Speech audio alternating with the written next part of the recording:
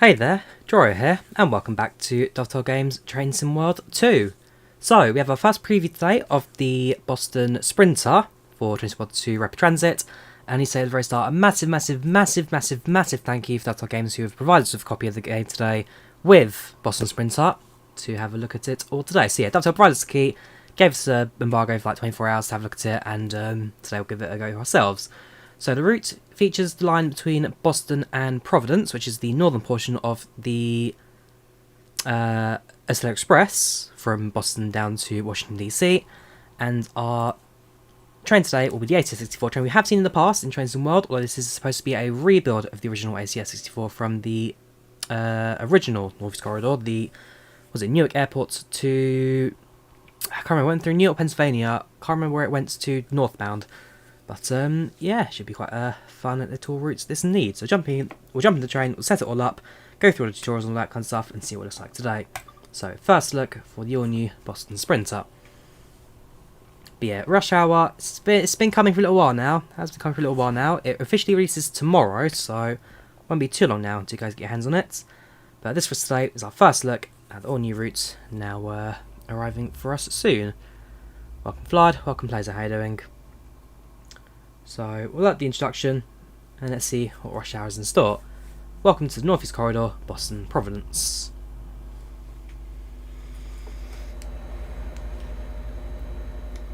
Welcome to Train Sim World 2, an immersive and highly detailed rail simulation featuring authentic routes and trains from around the world. Alright, proceed to begin. You've just been awarded some action points. These are displayed in the top right corner of the screen and count towards your overall experience. It is necessary to be fully observant of the surrounding world. Practice by looking up, down, left, and right. Oops, a little bit of a stutter there. There you go, let things load up properly. Right, so look up, look down, look left, look right. Yeah, I'm happy with that. Besides operating trains, there are lots of requirements to navigate on foot. Try moving around now. So, on our right, we have the ACS-64. On the left, this is an F40PH, I believe it is. F40PH. There you go, it's on the slide. F40PH-3C. So, similar to kind of the more classic loco trains you get on Train Sim Worlds. It's diesel locomotive.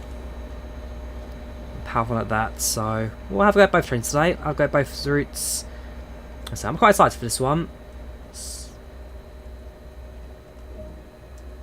we have a rush to the back of the train. And let's see what the introduction wants to head over today. Sometimes it makes us drive, sometimes it makes us ride as a passenger. I presume heading to the back of the train. This will be a passenger trip for now. This is one of the many interactives to be discovered, but not all of them will be as easy to find as this one. So that's our remap today. So right now we are in Boston South, I believe. Yes, Boston South. So Boston South, the route takes us over towards Canton Junction, where some services split off to Stoughton, and then main services, express services, run down to Providence, with several stops along the way. So run back to the train, follow the markers and board the train. Welcome, Squintus, how you doing? Welcome to channel to chat. How you doing today? How you doing? Welcome, Daniel, how you doing? Welcome to channel to chats.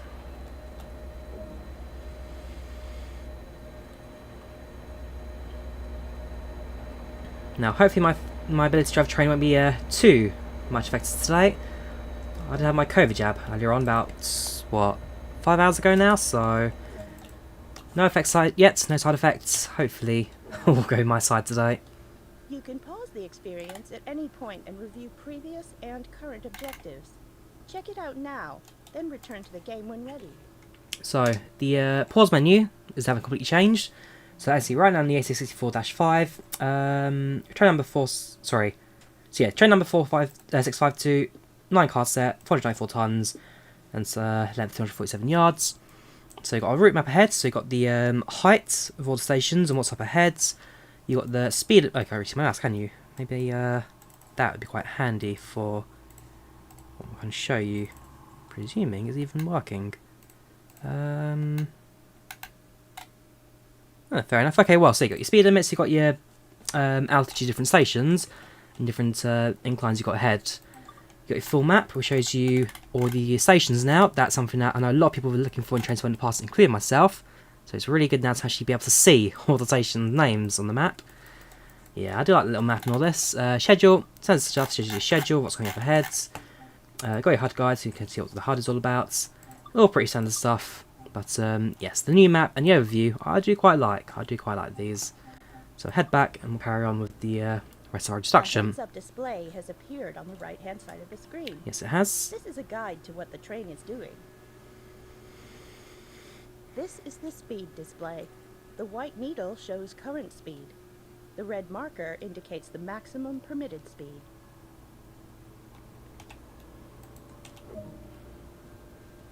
This is the direction display. An arrow will indicate forward, reverse, and neutral directions.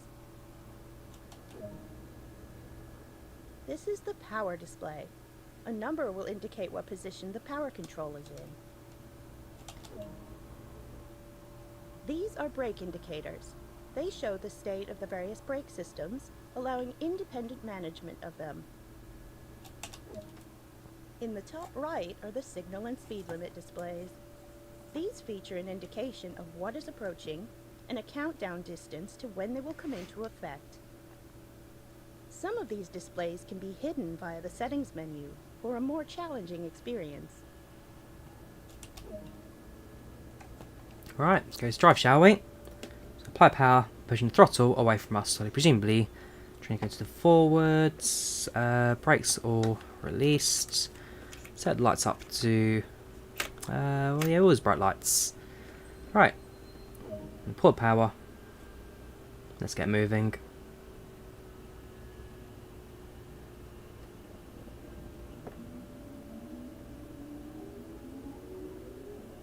A bit all slippage there. So one thing that Train World 2 does really well is Artesian physics. And so with the weather outside being all snowy and icy, imagine if you put too much power in. The Providence line stretches for just over 50 miles and connects the state capitals of Massachusetts and Rhode Island. Putting full power, cause track to slip. ACS-64, designed by Siemens Mobility. Also known as the Amtrak City Sprinter, it is capable of a top speed of 125 miles per hour. Train Sim World 2 allows you to ride and drive from a selection of camera views. Let's take a look now while exploring this train. So a couple of camera reviews. Yeah, squareness. Very satisfactory as well. I mean, so far, I mean, look at that. In terms of the level of detail so far out of Boston, definitely not for us to look at here. I'm sure once we get into the main kind of driving side of things, we'll get a chance to kind of really explore some of the details of what's behind us as well. We'll see about how it gets us for British, Brighton Mainline. Sorry, I'm looking at BMI, British Midlands, but no. Yeah, Brighton Mainline, we'll see, Joshua. That's one for the future, though. For now, looking at the Boston to Providence line. Not too bad to come out, not too bad. How you doing? Welcome, channel. Welcome to the chats. How do I do? Yeah, again, not too bad to start. So far, so good. Had my COVID jab earlier today, so one thing we need to kind of keep in mind. Apart from that, this is so far looking good. Stream watch schedules later, Tim. Stream watch schedules 4 PM today.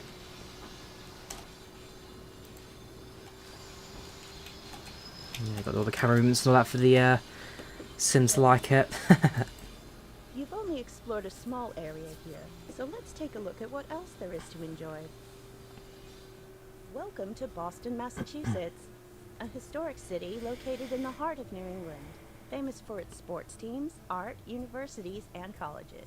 Here you can experience the fastest rail line in America, from modern suburbia to sprawling countryside, linking the state capitals of Massachusetts and Rhode Island, in command of both Amtrak regional and MBTA commuter operations. Along the way, be sure to place route maps, restock fire extinguishers, put up advertisements, and prop up snow shovels.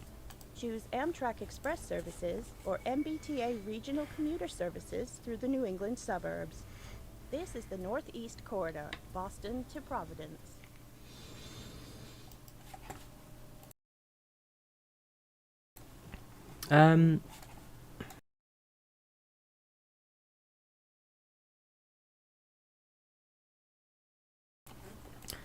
Right, so that was a short bit of map. Like I say, looking very good so far. Good mix of both long distance between Boston and Providence as well as a commuter. So we'll jump into the. We'll go for the train instructions now. Let's have a look at the locos in action, shall we? Welcome, Lewis. How are you doing? This was the second one. Joshua, I had Moderna. From young age, you've avoided my trains and planes. No idea why, but you love it. Same here, Adam. Same here. So, the F40 PH-3C introduction. Welcome to driver training. Today you will be taken through the operation of an F40 PH-3C in MBTA livery. During this brief introduction, we will go through the critical driving controls and passenger operations. When you are ready, climb aboard to get started. Right, let's have a look, shall we? Take a seat in the engineer's position. Ah, there it is. This is where you'll be spending most of your time. We'll need to start the engine before we can get moving. So, open the fuse cabinet, battery comes on. On comes the radio, closes the cabinet, and start the engine by pressing the hot start button for 4 seconds. Nope. Try again, 4 seconds. There we go. The HEP engine is a smaller, secondary engine to provide power to the coaches for lighting, air conditioning, and heating. Let's start this now. So, start the HEP engine. AC comes on. And train line to Lonka trailer. Set the isolation switches to run. Set the cut-off valve to in. We now control the train. And set the MU2A valve to lead or dead. So yeah, we're the front of the train, and therefore that comes to front. Engine run comes to on, generator fuel to on, and control fuel come on.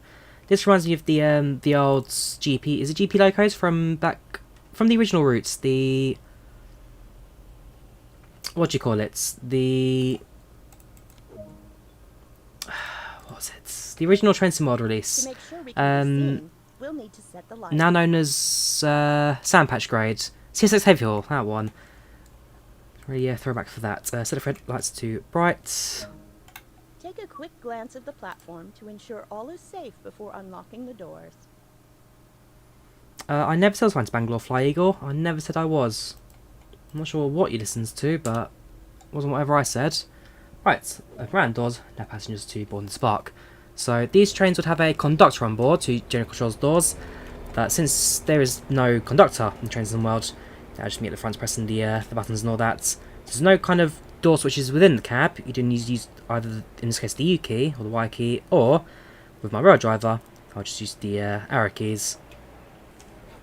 So we've set our train up, and shortly we'll make our first departure house of Boston.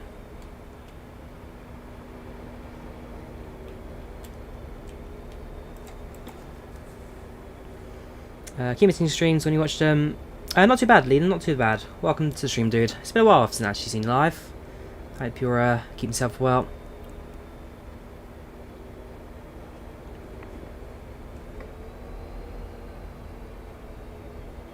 So now passengers aboard. We will close the doors.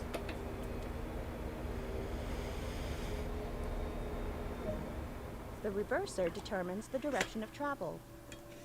Reverser forward. Right, automatic brake is this one. So automatic brake released, and independent brake This train is now released. ready to depart. Use the throttle to apply power and get moving. A little bit of throttle, not too much power, don't want to overpower the train. Let's get going, because one thing, if I remember from the other heavy haul days, is if you apply too much power, so got to throttle 7, what you can do is, yeah, put too much amps in the engine, and actually cause the engine to blow, which is something we'll try to avoid today. Let's get going. Yes, can't forget the old in-cab signalling as well. Yeah, I do like these little systems here. There's a very small little bit of signalling in that. I do much prefer standard UK AWS, but I can get my head around the US signalling a lot more than I can the German. German I still can't figure out to this day, I must admit. Next station, Boston Back Bay. So the route comes with... So the route is part of the Rush Hour pack, Rush Hour Season Pass, which costs £35 if I recall correctly, Kendall. So you buy this route alongside Brighton Main Line and the German routes, all three for £35. So you get this one tomorrow, this one comes first, and then in a couple of weeks we'll get Brighton, in a couple of weeks we'll get Germany as well. So 3 routes, 1 pack, £35 over the next couple of weeks. This is a train sim stream, Fly Eagle, not flight stream. The more you talk about flight sim, I'll just remove you. Show your respects, dude. Yeah, cheers Lewis, thank you for the kind words. Glad you know the watches. So we've just departed from Boston South.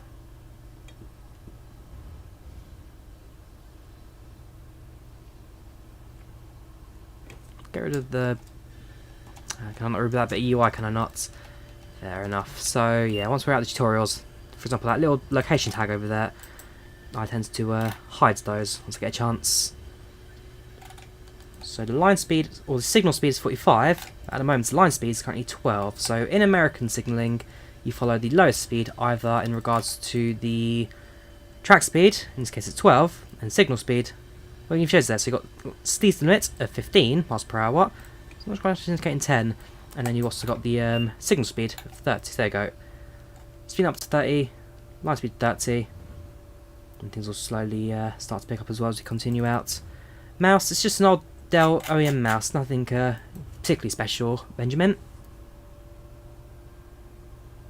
I had it for a good 15 years now. Hasn't failed me once.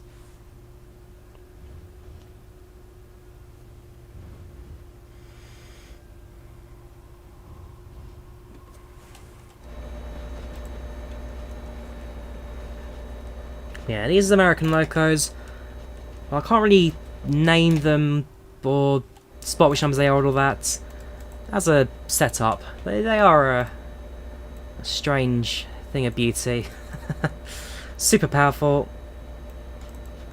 Can haul hundreds of carriages and all that.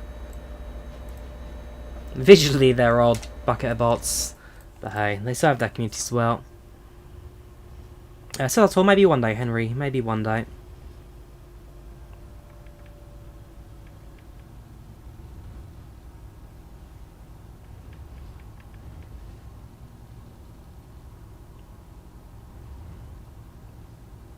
Do you prefer diesel or electric?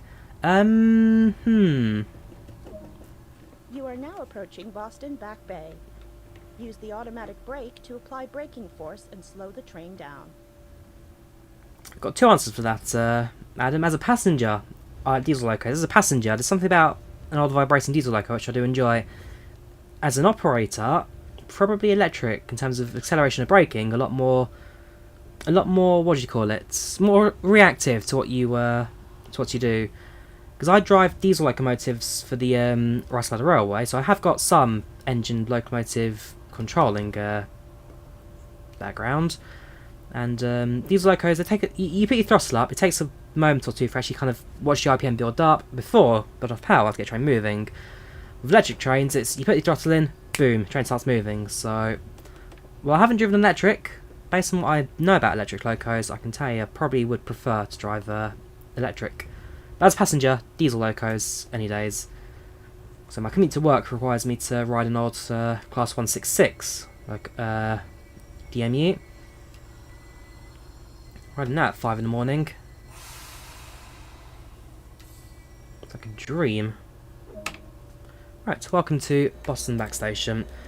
I move the camera. Hang on, I'm going to have to move the camera out and back in again. Just get into the wall. There we go. Yeah, not a bad station design, that. Passengers have all been revamped and completely renewed, so new animations. So for example, we head over to the stairs and see new stair animations. Outfits have changed, you got a few more variety, a bit more variety in the character models as well, so you got a bit more to kind of look at in regards to new passengers. And so, I say it's a lot to enjoy. To Ruggles, we will perform a test of the emergency brakes. Right. When you're ready, apply power to continue the journey.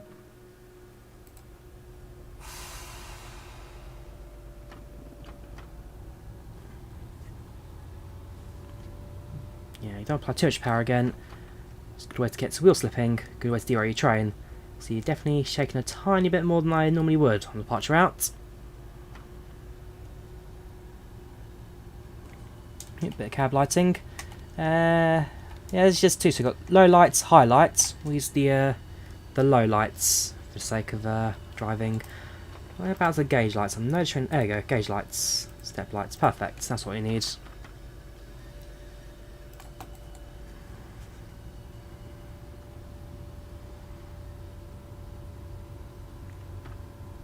So slow build up throttle, gets us up to 30 miles per hour, which is currently the speed limit, as according to the little units.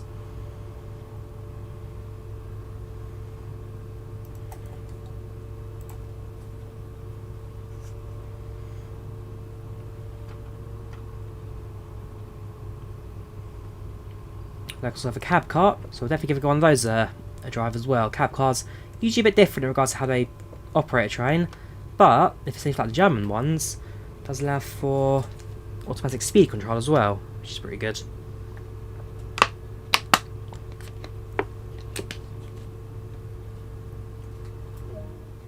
We will now begin the test of the emergency brake.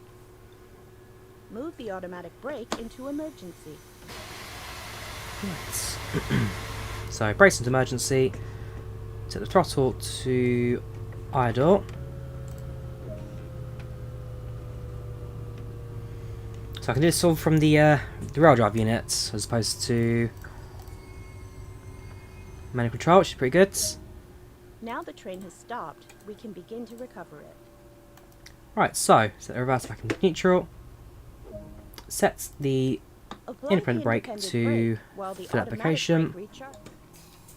Recharge the automatic brakes. Wait for that to recharge. This is for the new routes. So the only issues doing for Train at the moment are for the new routes, not for the old ones. If you want to watch the old routes, check out some of my old streams, which I did on the older routes. But this stream, for them, I'll focus on Boston. We can release the independent brake and apply power. So, independent brake released. Apply a little bit of power, preferably before. Actually, no, I'll put a bit of braking on, just stop train from rolling backwards. Apply the power, get your RPM built up. Go. Okay, that's about 1,000 amps. And now we'll release the brakes. Perfect. Yeah, start train from rolling backwards on the hill. For the worst thing we could do, and slowly cut the throttle back slightly, just to avoid putting too much power into the engines. Are you watching Waterstone? Are you, Henry? On Saturday. Very nice. So I volunteer at the railway, not far from there. Who do you support then, if you're up at Waterstone on Sunday? Sorry, Saturday. Using Rail Driver, Carl. Using Rail Driver for Train Sim World.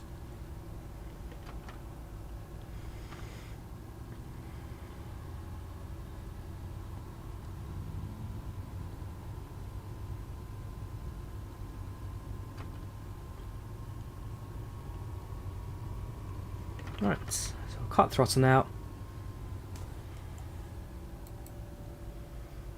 And slowly bring it to halt. So I must say the braking on this isn't too bad. Very easy to manage. Welcome, Ty. How you doing? Welcome, channel. Welcome to chat. How you doing, dude? How are you doing? Probably helps that I actually drive diesel locos as a volunteer, so I can actually get an idea how these work. But yeah, I like those. They're not too bad actually on the controls, I must admit. It's very easy to drive. Braking wise, once you can predict what the braking's like, you can make some rather accurate stops with them. Good work. That concludes all the basics of operating this train. So, now's our second little scenario completed. So in terms of performance evaluation, yeah, again, not too bad. Followed speed for the most part, no complaints there. I can tell you now, this is exactly what train drive training is like. You get 30 minutes, well, not even 30 minutes, like, what, 5 minutes, they throw you into the cab, and boom, you're done. And you know what station close to the station? The closest station to the stadium probably be right up on the Metropolitan and Piccadilly lines for Wardstone. You want to go to Ruislip Station.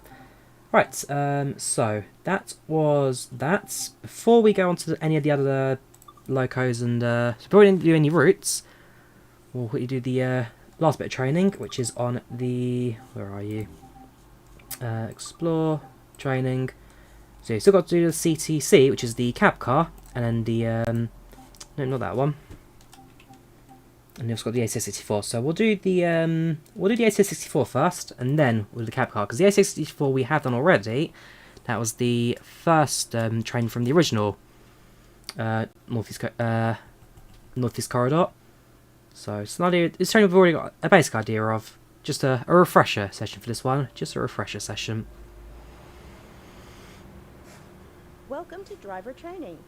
Today you will be taken through the operation of an ACS-64 locomotive in Amtrak livery. Today we'll be adding some additional stops to our service for training purposes. Yep, I can tell you that's another thing else to do for drive During training. this introduction, we will go through the critical driving controls and passenger operations. When you are ready, climb aboard to get started. That's another thing to do during drive training, which is add irregular stopping patterns to your trip to make sure that you know how every station works, We'll need to regardless start the battery. of whether the line's Press operating or and hold not. the battery control button. Yeah, I'd like these tutorials actually. They're pretty simple to follow, nice and easy to do, and for newcomers to train sim as well, they're actually very good to understand. Ooh, we can access the back engine room now. I think we could in the original ACS. There was a couple of times we could come, but we couldn't. To draw power from the overhead lines, and we'll need to make sure it's using the rear pantograph. So raise the rear pantograph, back to the front. Take a seat in the engineer's position. This is where you'll be spending most of your time. Yeah, I remember these controls. Very, very simple trains to drive. So reverse, set that to neutral. So reverse goes in, set that to neutral. The reverser determines the Pantograph direction of travel. up. Close the circuit breaker. The HEP engine is a smaller, secondary engine to provide power to the coaches for lighting, air conditioning, and heating. I must Let's admit, start this now. the HEP engine simulation, that's definitely new for Train Sim World, so it's nice to see that in action. To make sure we can be seen, we'll need to set the lights. Light sets that to brights. Set the train into passenger mode. Take a quick glance at the platform to ensure all is safe before unlocking the doors. Quick glance at the platform and open. Again, that's not my job, that's the conductor's job to open and close the doors, but hey ho, on this occasion they've given us that one extra step. Unlock doors. Ah, hang on.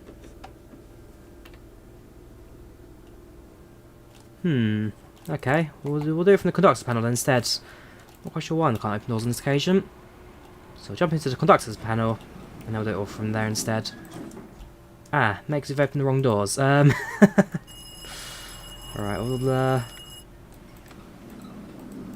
switch that one off, switch that one on. This is a high platform, so I need to load the stairs. Open the left-hand side doors. There we go. So how are the doors controls reversed on this cat? Because is this the front end? Ooh, this is going to be interesting now. Hopefully it's not going to cause too much confusion for me. Worst case scenario, I'll just do a combo train driving, conducting role. So I got access to the game early from Dovetail Games, Dolphy. So Dovetail Games dropped me a message saying, hey, do you want to check out Providence early? I was like, yes, give it to me. Now, not in that exact phraseology, and then they're like, here's a key, you can stream it from 12 PM today, and do whatever you want with that really. So there's a few people who has got access to it now, and so far what I've seen so far in National Sim as well have been generally positive. So I'm quite excited for this. Quite excited for what the future in Train Sim World brings, especially with Rush Hour. Now that that's on the way. So released an automatic brake. Independent brakes released. This A bit of train throttle. is now ready to depart. Use the combined power handle to apply power and get moving. I thought just get moving. Perfect. Yeah, so access from Dovetail, Dolphy. Yes.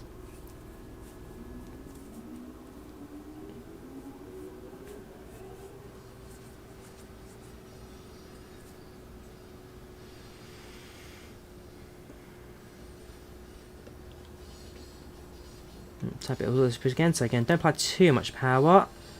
Otherwise, we do lose a bit of traction on the departure.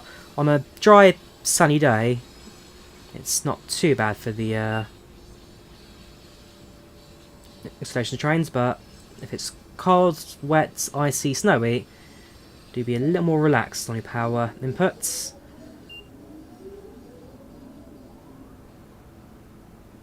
Looping through makes Boston feel busier. Wonder how they do with the other two routes. Yes, we'll see how the other two routes look as well. So, for example, it's a shame not to see Thameslink included in Boston Providence. Glasgow, Gatwick, no, Brighton Main Line. Yeah, it's a shame to see it not included, but what can you do?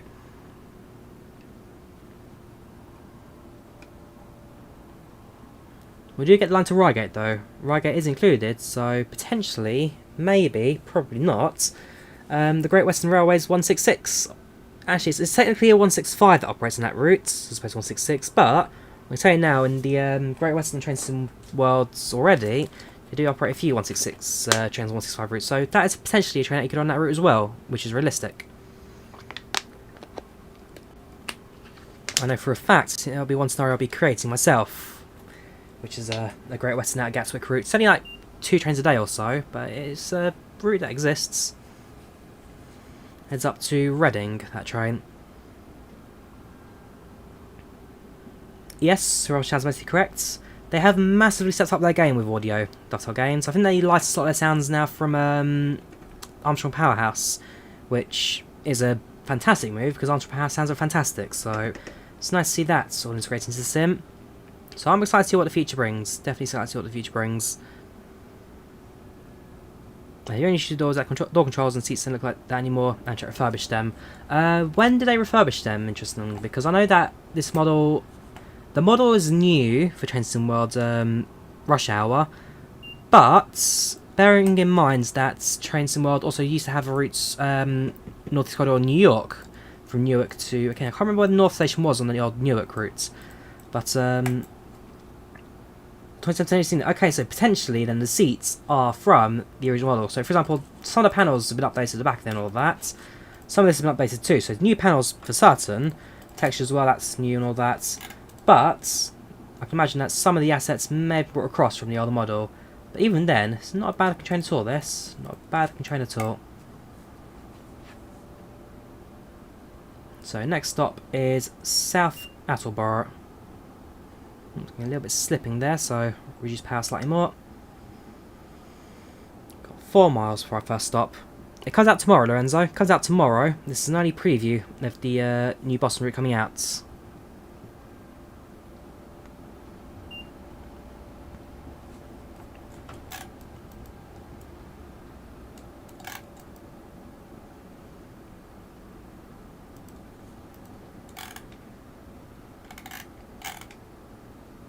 Maximum authorised speed 30. We're doing 66.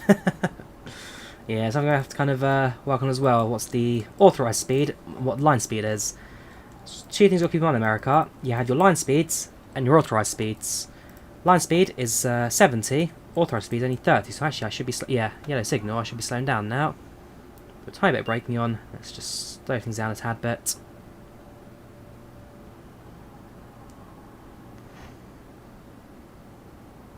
An Amfleet Reach. I'm not sure what that one is, Dolphy.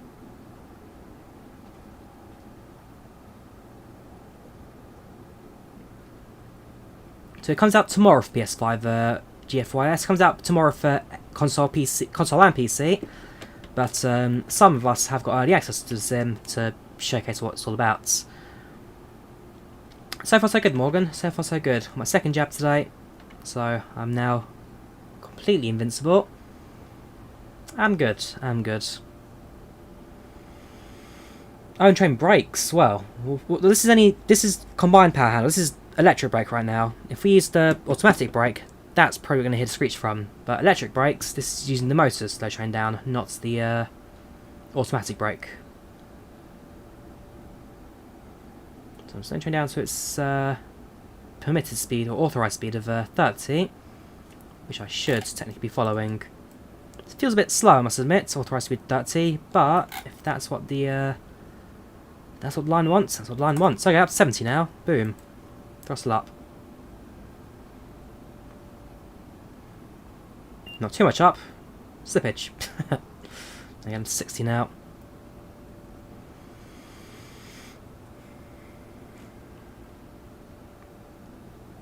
What day is it today? It's Wednesday, isn't it? Yes, it's out tomorrow, Thursday. Oh, no, because, yeah, so you're in Australia. So it releases... What time? It's like 6 PM UK time tomorrow. 6 PM UK time, so work out the time zones around that. But no, officially it's a Thursday release. 6 PM UK, which is about 2 o'clock Eastern, 6 o'clock Western for America. So it's not quite like your normal console releases where it's timed where it's at midnight wherever to release. Yeah, that's a bit more locked in when it comes to time zone releases.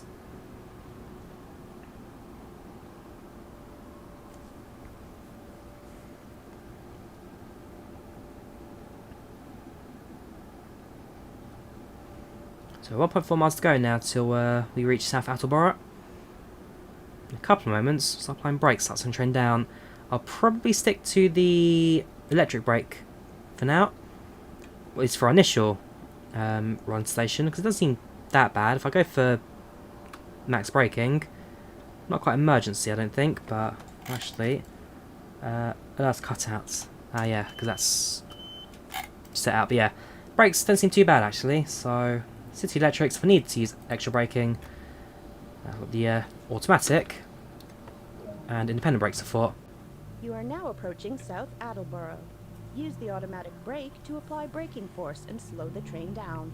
Ah, so the tutorial does recommend automatic braking, which makes sense, because I can't remember which train it was, if it was this one or a previous, or a different loco, where I'd use the electric brakes to slow the train down, bring it to a halt, but electric brakes only work when the motors are spinning. Once the motors stop spinning, they stop working, because essentially, all you're doing is applying negative power into a motor, and therefore kind of turning backwards slightly, putting more resistance on the brakes, on the motors, and therefore slowing the train down.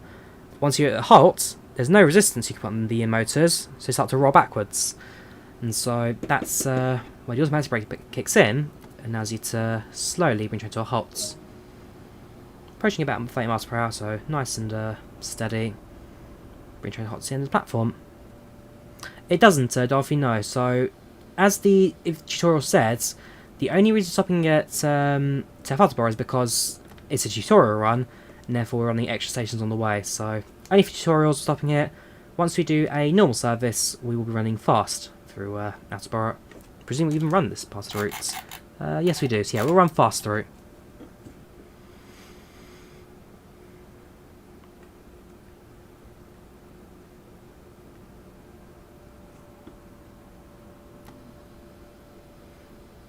Yes, I guess on the year anniversary went to Train Mod 2. It'll be quite fun because today actually is the first anniversary of Microsoft Flight Simulator, which I'm now doing this for.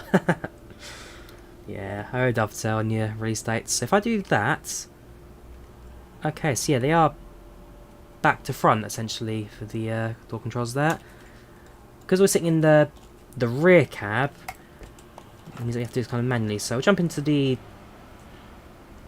back. We have to load a step as well, I believe. Presume this one even has a step? Yes, it does. Alright, step up. This is a... Whoops. Go back. Don't get too close, I guess. So this is for low platform, open doors. And so, in theory, if the door's opened,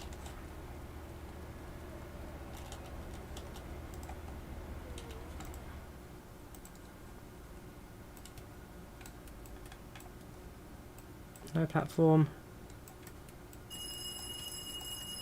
Okay, so close. Hang on. So close all the doors. And if I open all the right doors, Proceed to the next stop at Attleboro, unguided this time. out. And see how you get on.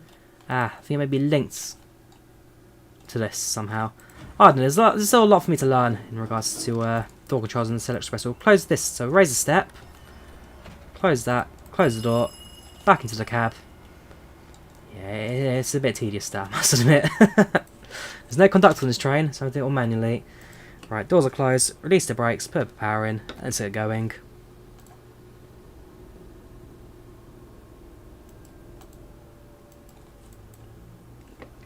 I hope.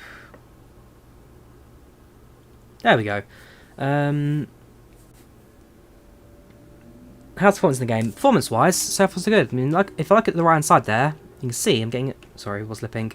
I'm getting a solid 60 FPS. We're streaming 60 FPS. We're getting 60 FPS. There is zero issue performance in the sim.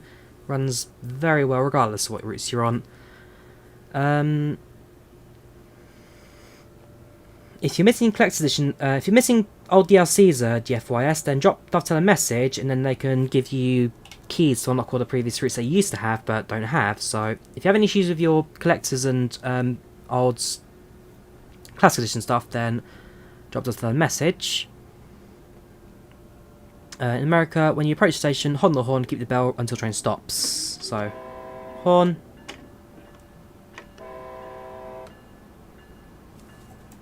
Not continuous.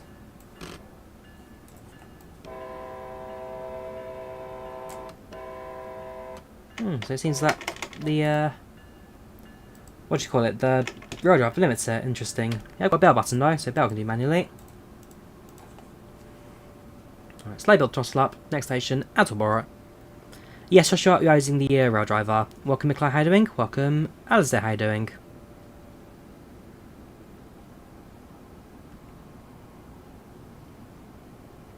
Streaming network. What do you mean by network? Man, I've never liked driving in the snow, I must admit. And right here, the adhesion's horrible. I mean, I could sand the track. Sand on, so now just sand track as I drive. That allows you to minimise some of the wheel slipping, but it's not a perfect solution. Not today, Charlie. Not today. It's not a studio. Well, it's not a network. FYS. It's a software. Yes, I'm using OBS. OBS Studio. It's not a streaming network by any means. It's a computer software.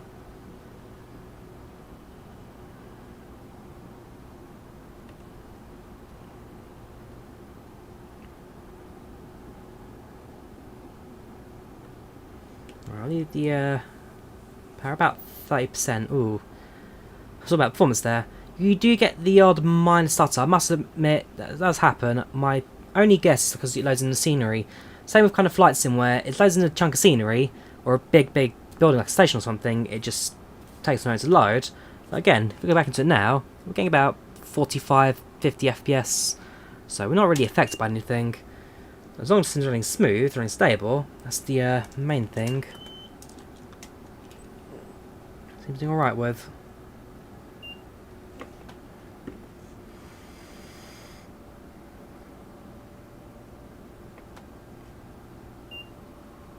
I don't mind the looks of American trains, Nikolai. I don't mind them too much. They're a thing to behold. Wouldn't call them ugly. Specs in the description. GFYS. I'm running an i7-6700 processor with a 1660 graphics card and 32 gigs of RAM. So my spec's not groundbreaking, but they do a decent job. Yeah, I think we'll cut the electric brakes for now because they just seem to turn the train to a slip and slide. We'll go with the automatic brakes for now. This is Acela, Dolphy. This is literally an Acela Express train. So yes, yes, it is coming. Coming tomorrow. My spec so much wasn't cheap, it was more built up over the years, so I didn't buy everything in bulk. as time went on, I upgraded one to another, to another, to another. And so, what was it? I originally had a GTX 745 before going up to a 1660. I mean, the 745, not a groundbreaking car, but that ran me pretty well for the start of things. I have seen pictures of the Southeastern 707 Southeastern colours so far. I have seen pictures of it. Seems alright. I'd have changed the design slightly, but what can you do? I'm not quite sure that's got anything relevant to the stream, Nikolai. Speak to a vet if you've got a concern. So next station, Attleboro, just under 2 miles. Did they say we're doing an emergency brake test on this or not? I may have missed that. Whoops. So that's if our hands on doors. T's for tasks. Stop at Attleboro, load of passengers. No, so no emergency brakes on this occasion. We'll go to Attleboro and now bring the end of our tutorial.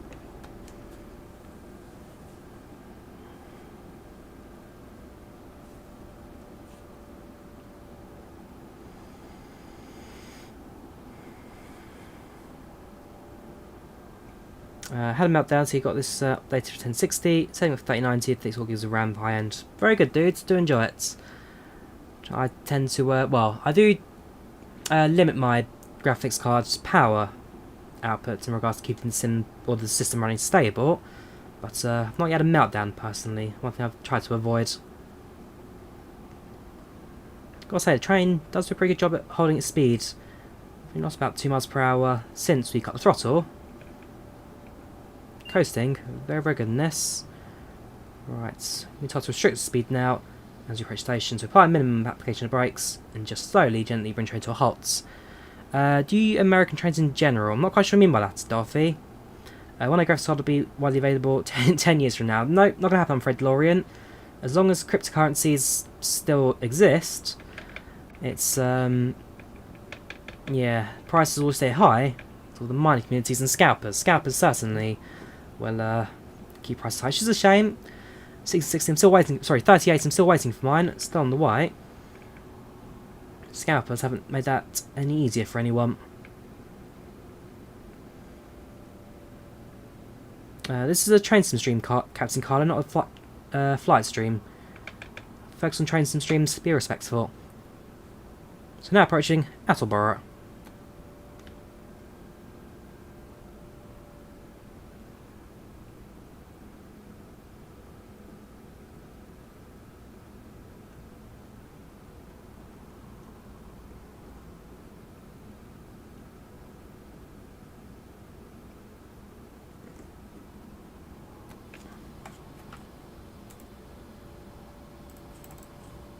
Alright, bit of braking, bring train to our halts.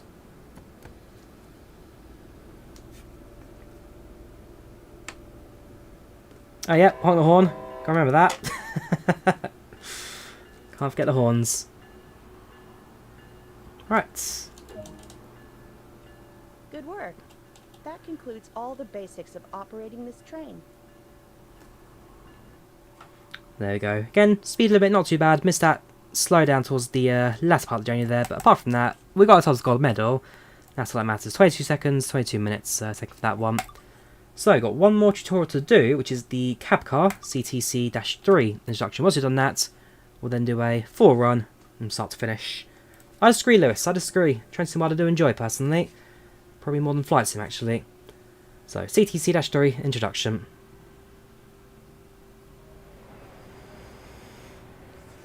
Welcome to driver training. Today you will be taken through the operation of a CTC-3 cab car in MBTA livery.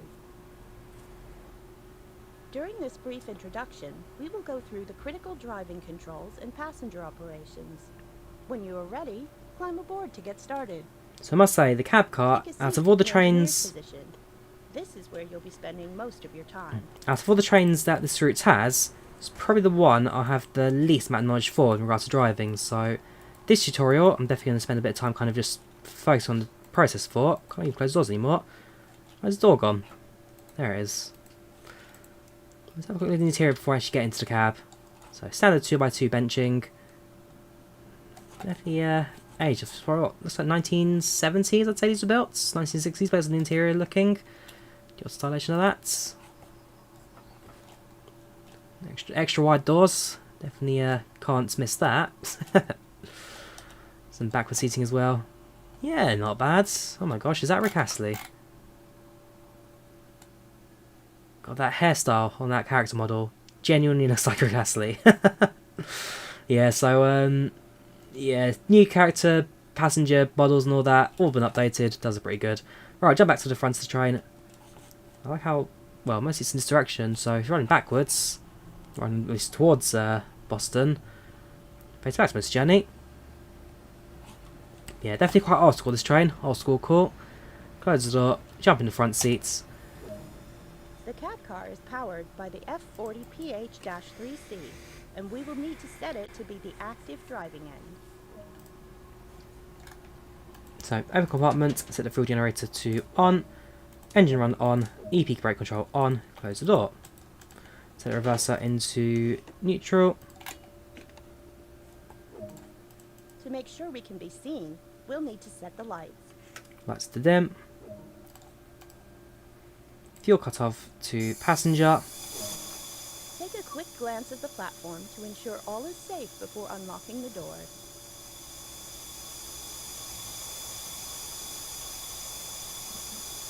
What's wrong with Rick Astley, Charlie? I've got any issues with that guy personally myself. Is that air brakes or is that...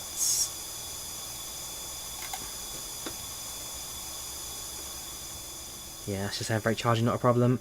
Right, so doors are open, passengers boarding. And as soon as they're on board, we'll jump off. Well, close the doors, jump off, and get ourselves going.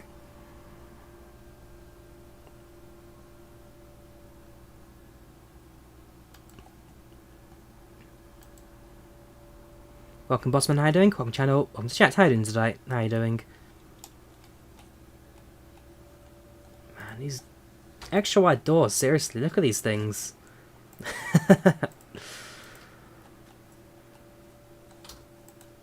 Woo, we're rolling. There we go. That's more like it, I think. Yes. Right, scary to close the doors. Again, that's a conductor job, but lock the doors. Let's get ourselves ready to depart.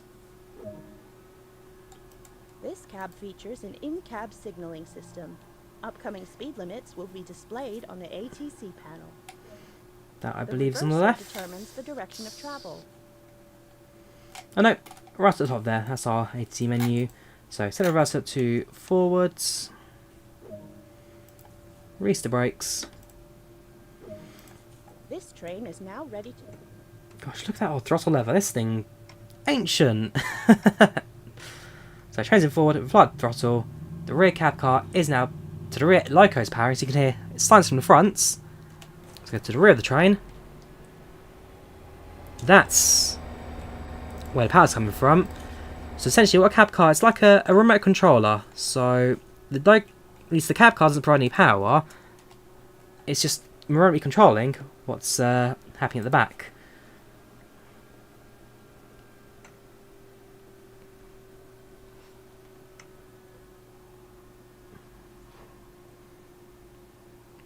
The invisibility not exactly the highest from this cabin, I must admit. But hey ho, that's what we got in America. So let's get going. 5 miles to South Attleboro.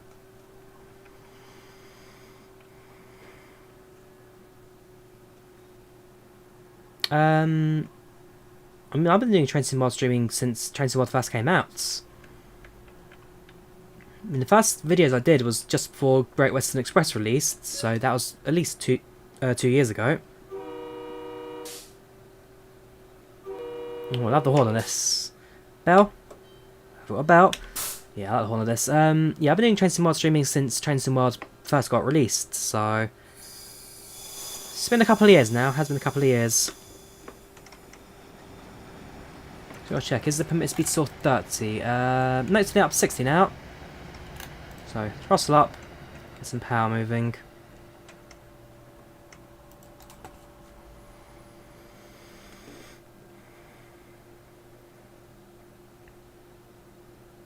Playing the first game beta, yes, first game beta. So you were one of the original heavy haul players. I played the early betas, not from the very beginning, but there was a giveaway Dovetail were doing, a treasure hunt. Find all the letters along their social medias and websites and all that, and find all the letters, spell out the word, and then you got a free copy of any game you wanted. So that's how I first got Train Sim World, and then from there it's well, it's magical. But Great Western Express still one of my all-time favourite routes on this platform. Still one of my favourites. Oldest loco I've been on, probably the London Underground's 1938 stock. 1938 I think is the oldest. I can't think there's any steam trains on that's older than that. I'm trying to think of steam trains I have been on. Definitely not the Swedish rail cart.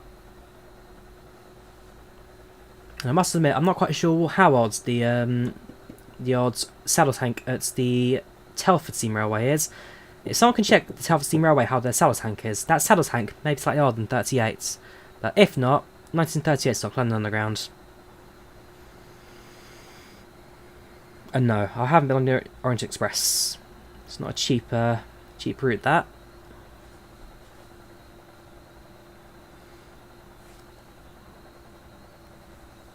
I do enjoy South East High Speed, Tyler. I do enjoy SCXH. It's a very good route, that. The 465 Loco Pack, beautiful.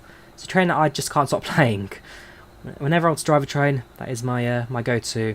Cathcart I also enjoyed. Actually, I was in Glasgow a couple of weeks ago, and I was in Glasgow, I remembered. Oh yes, Dovetail released the routes for Cathcart Circles, so I bought a ticket and rode Cathcart Circle.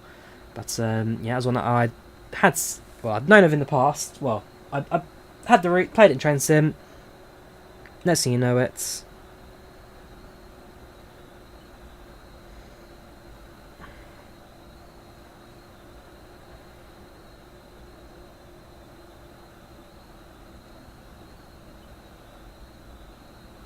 It's 18th today, yeah, it's 18th today.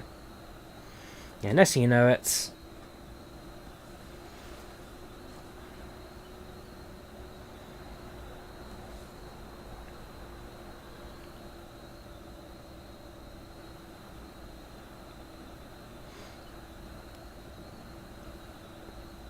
East Coast Way was good.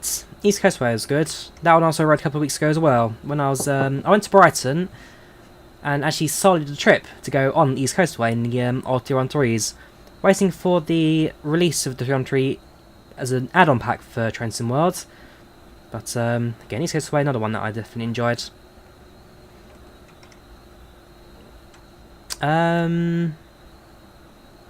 You take tower, Charlie. Boss man, you can take ground.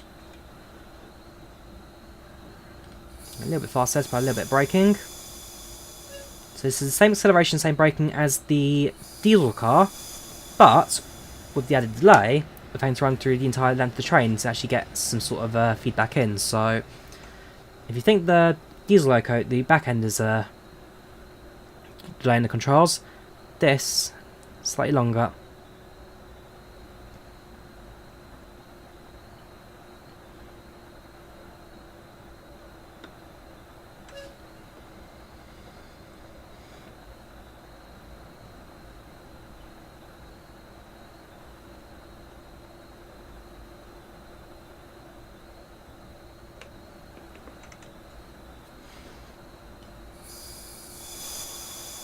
Keep changing speed limits by a little bit of braking.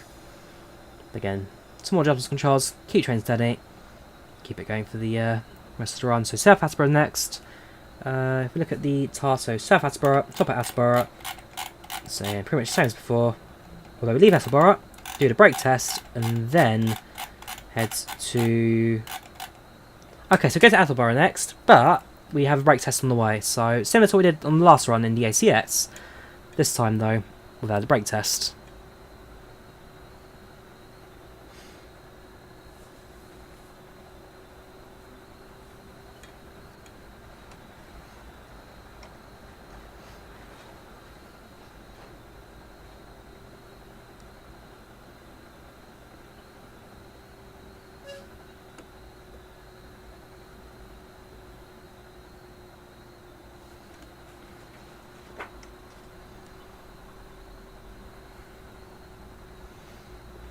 Yes, HK. Train to World Mania this. Got 1 mile to go now, South Attleboro. So in a couple of moments, start applying the braking, start sending the train down, and prepare ourselves for our halts. You are now approaching South Attleboro. Use the automatic brake to apply braking force and slow the train down.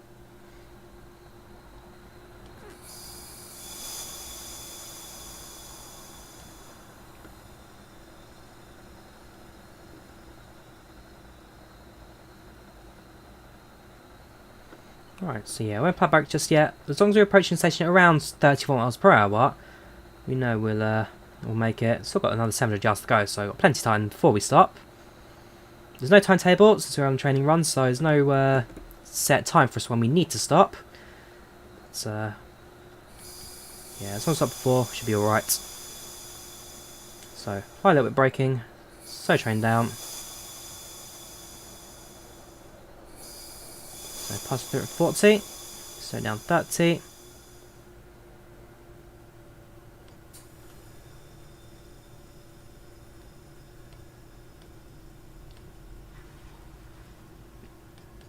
Seven-car stop. And there we have it. Doors unlocked. Do you feel the braking speed a bit before normal on the route? So yeah, definitely. It's not definitely got to do some kind of work in the braking. It's mainly acceleration that you feel the most difference on. So as you accelerate, see, there is like a thin layer of snow on the line. You get a lot of wheel slipping. So if you apply too much power, so I'll do it at the station when we depart. I'll apply full throttle and then watch the speedometer, watch the mark on the right there. Essentially, you'll see the train starts to, well, you see the speedometer raise, slow, because essentially the wheels are spinning, but it's got no adhesion on the track.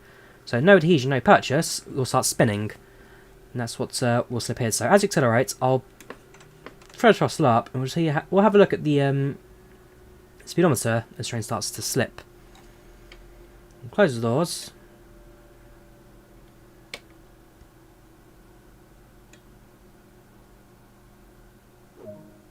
Lock the doors and apply power to continue. So, brakes released.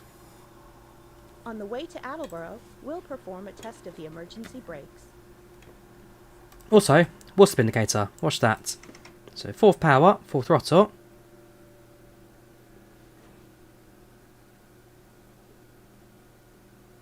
So, wheel slip markers, well, the wheel slip indicator lists up there.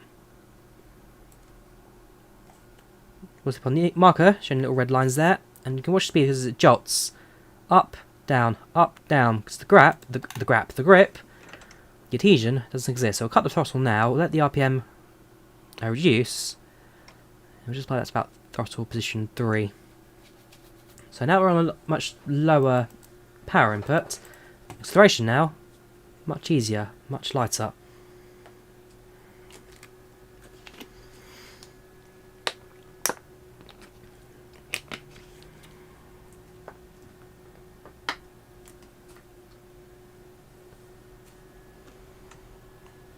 And so we'll slowly apply power as we get going.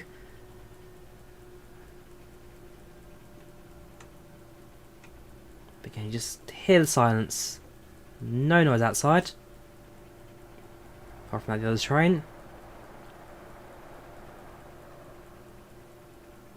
It's only because, again, the front of the train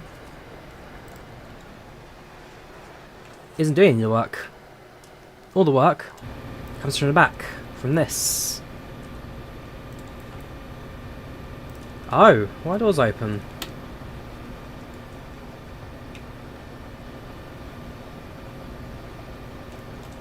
Why are doors open?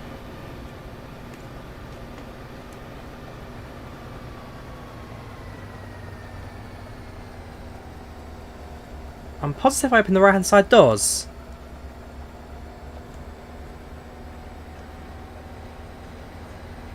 Alright, we're on the braking now, full braking.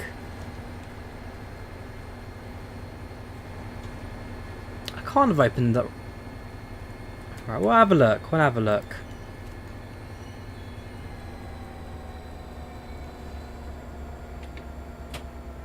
Left door's locked. Fair enough. Must have done. Okay, well, my mistake.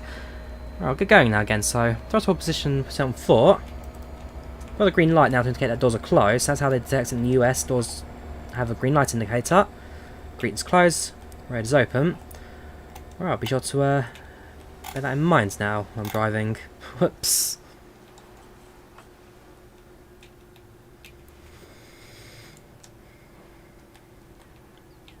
And there I am. I must admit, the most casual train driving uniform I've ever seen. This.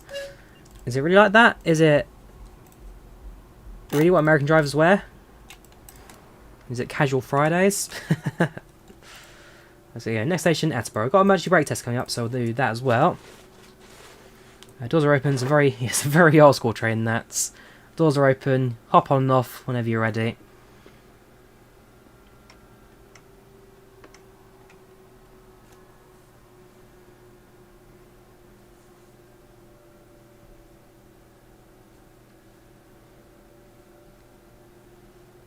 How'd you get early? From Dovetail, Snapshot Goblin.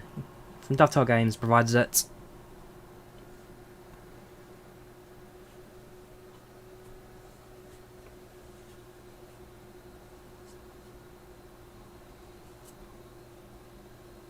So next station, just under 4 miles to go now. Just under 4 miles. This one, we're now on full throttle. We'll easily hit that 60 mile per hour blind speed limit in about 0.6 miles. That's not a problem.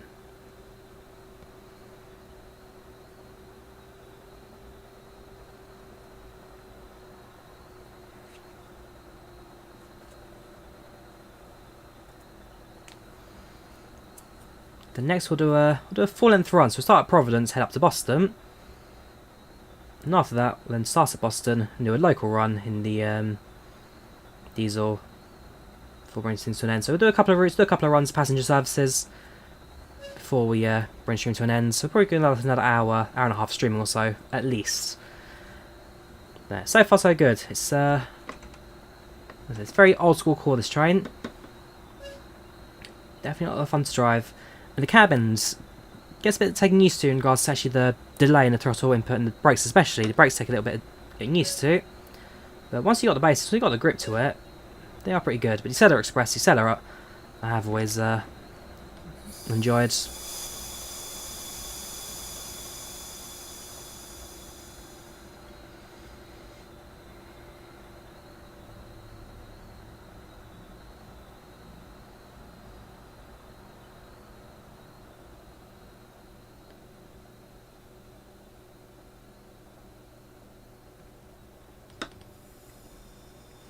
It rebuilds the brake pressure, there we go. Hold it 30, about 400 yards, back up to 60 again.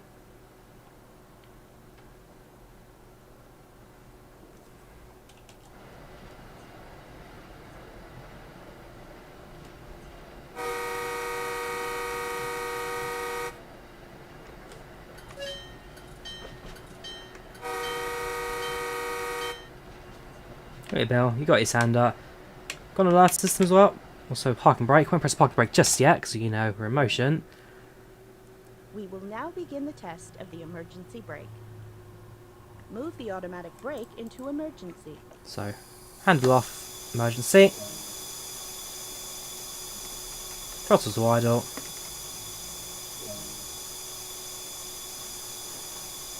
And there you have it. Nice and simple. Train comes to a halt. Now the train has stopped, we can begin to recover it. So, we'll release the emergency brakes. At least we'll hold it at low power, so, I don't know, 39%. Wait for the brake pressure to recharge. That is... which lever is it? That's your speedometer. That one, that's your brake pipes.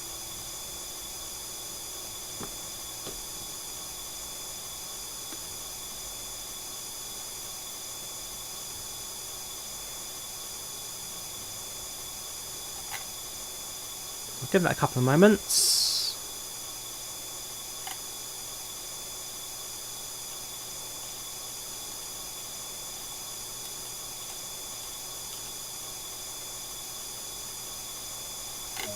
There we go. Set the throttle to release brakes. But a little bit of power, so I can train moving.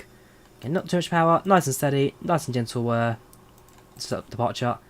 And then we'll start the racings later on. There we go, train's moving. So 2.5 miles, we'll arrive at Attleboro.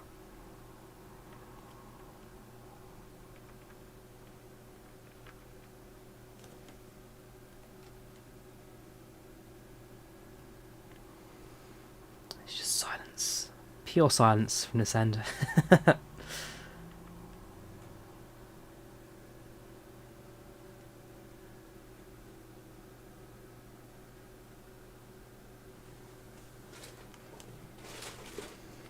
So you've got to remember, as you go through stations, 4 horns, bells, wait for engine stationary, and then signs to passengers board and disembark. So it's one thing I've got to remember with American routes. Horn, horn, horn, when we arrive.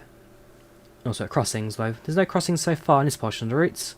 It's not spotted yet.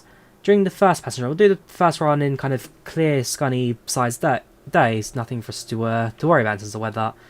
But then we'll later on start to mess around with some of the different weather patterns. But yeah, up here you got your branch here. This is your standard map. Standard map doesn't show you anything. But the pause map, this one gives you everything from station names. So for example, now you know that's Stoughton, Canton Junction where we change, and all of that starts to appear as well. So I like the map. I do like the map a lot. It looks good. Hopefully that map gets integrated into the motion map. That'd be very good for the future.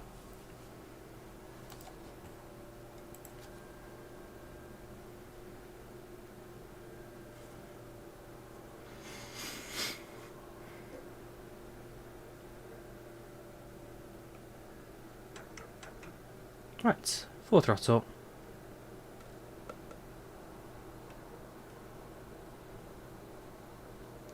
Now, as you start to gain speed, you can hear the wind build up in the cab. You can hear the rattling of the metal carriages on the road as well. It gets louder and louder as you continue to accelerate. I'm not quite sure what that is. It's like a little whistle, like an air valve or something just kind of releasing. I'm not quite sure what that stinks to, but again, not a bad sound that.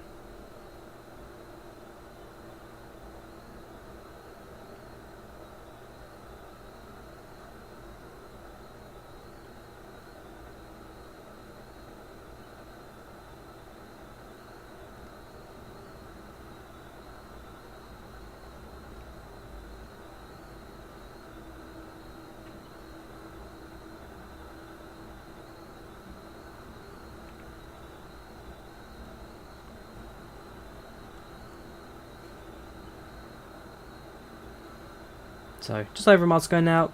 In a couple moments, we'll cut the throttle, get ready to hold the brakes, and very shortly, bring train to a halt.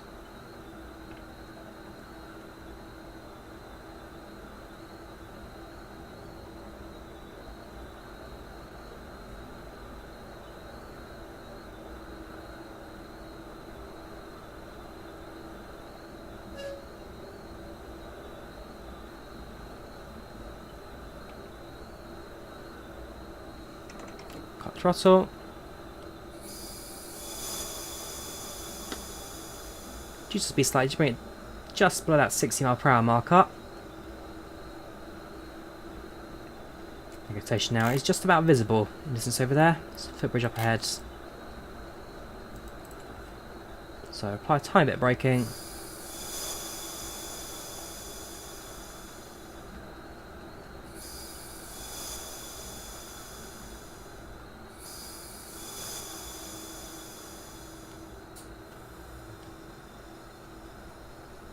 Okay, going a tad bit fast, I must admit. Should make it for the end of the platform, at least hopefully so, because we've got a red signal coming up.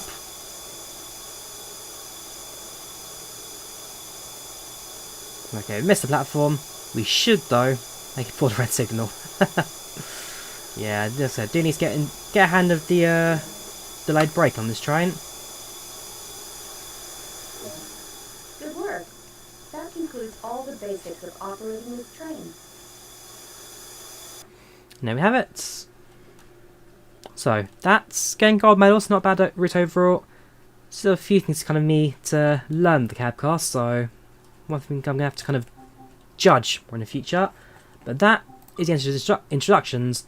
Let's now move on to a few timetable routes and do a few stopping services long distance. So go to explore. So for the scenarios, there's 5 scenarios, all of them different lengths. We've got 90-minute corridors ice, 40-minute marching in, 60 foundations, 25 long way rounding, and 60 minutes reverse engineering. So that's for the future.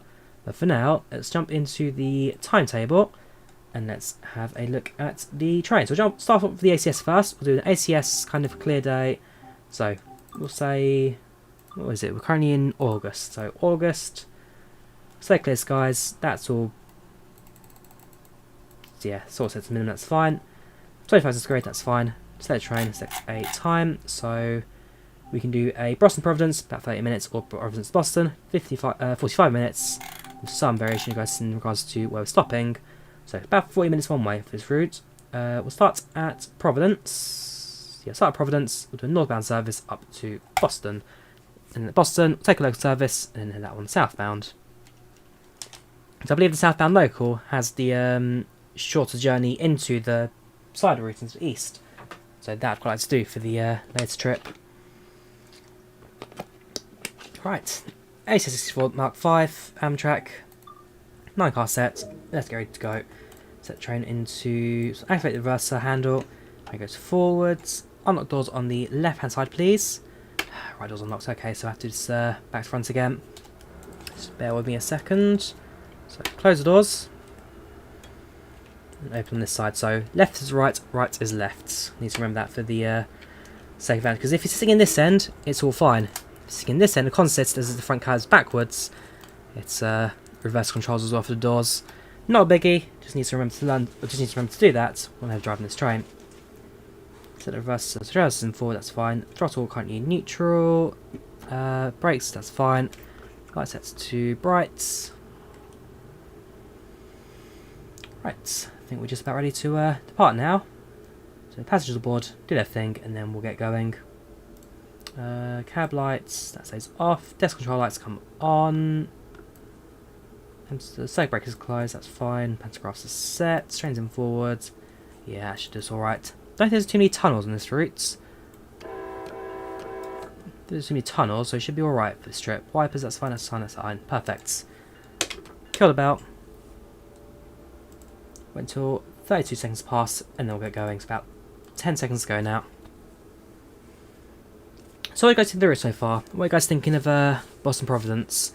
We've done the 3 train tutorials now, so we've got the basics out of that out of the way. And so far, I'm enjoying it. Looks good. A lot of detail for us to enjoy. If you look around Providence quickly as well, we'll hear more detail. And the main station here does look rather swell, that. So it's all underground, kind of built into the ground. There is an entry point out the far back, I believe. Unless that is the end of the routes. Let's find a way back in. So if we go underneath the ground, follow the track around. This is all cut and cover, I presume, from the early days. And as you go, okay, no. So yeah, there are a few exit points to the east as opposed to the west of the line. Yeah, you got a fair bit of details all going backwards. We'll lock the doors.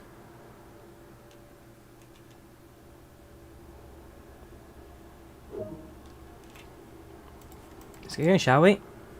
So, throttle up. Let's get moving.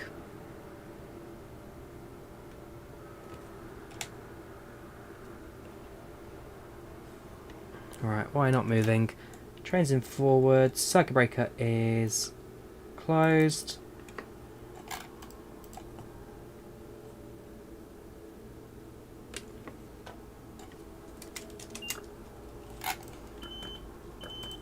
Right, I'll do that again. So circuit breaker, that's pantograph up. Circuit breaker closed. Power's in the train. Brakes. That'd probably be helpful, that wouldn't it? Brakes off. Throttle up. What are we missing? Forward. Handle.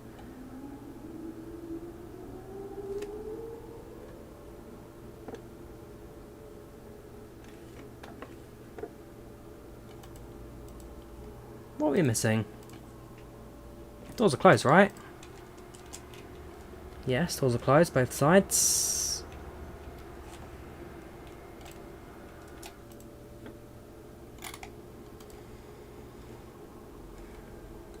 reservoir, brake cylinder, independent brakes release, ditch lights, that's fine. Check behind us. HP's on, AC's on, mark lights, that's fine.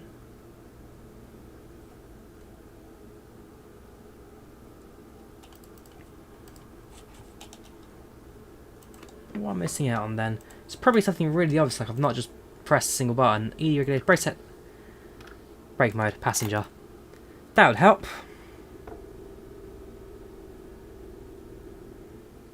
Right, now we're moving. Brakes. Did that with one of the German locos in the past where I hadn't set the brakes properly. As a result, train didn't know that essentially we're in motion, so we'll be alright, we'll be alright. Dry weather at least, so exploration, full capabilities today. Having issues with OBS, not sure then I'm afraid GFYS. Check your internet connection, it's probably what the issue is.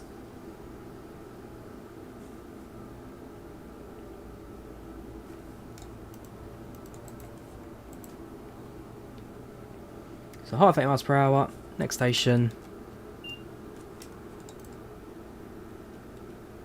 There's a new marker. Not going to use it. So it controls 7th platform is its indicator. We'll see how we get there. So you have our line speed and our signal speed. Line speed is increased now. Signal speed 60 miles per hour.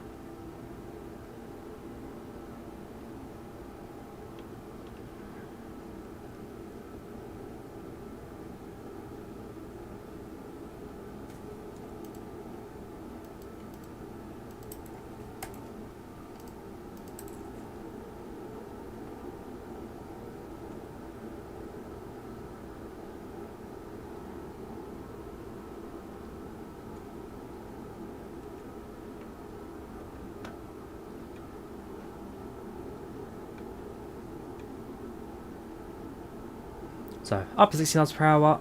Next stop is Route 128, track 2. Interesting location. So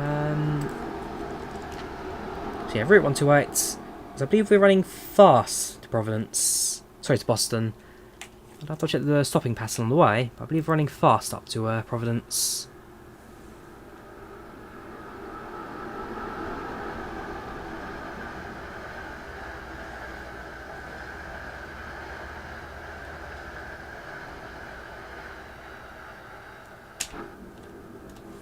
Have a look at task map. So, stop location 128.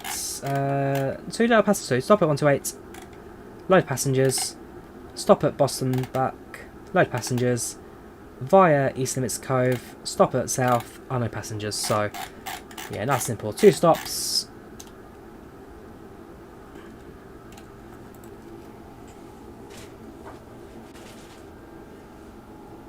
We'll get there soon enough. Up to 70 miles per hour now. About 16 minutes to do 28 miles, so we have lost a bit of time with my slight error on the departure there. Apart from that, looking like we're doing alright now. Should catch up with that without any problems. On the left.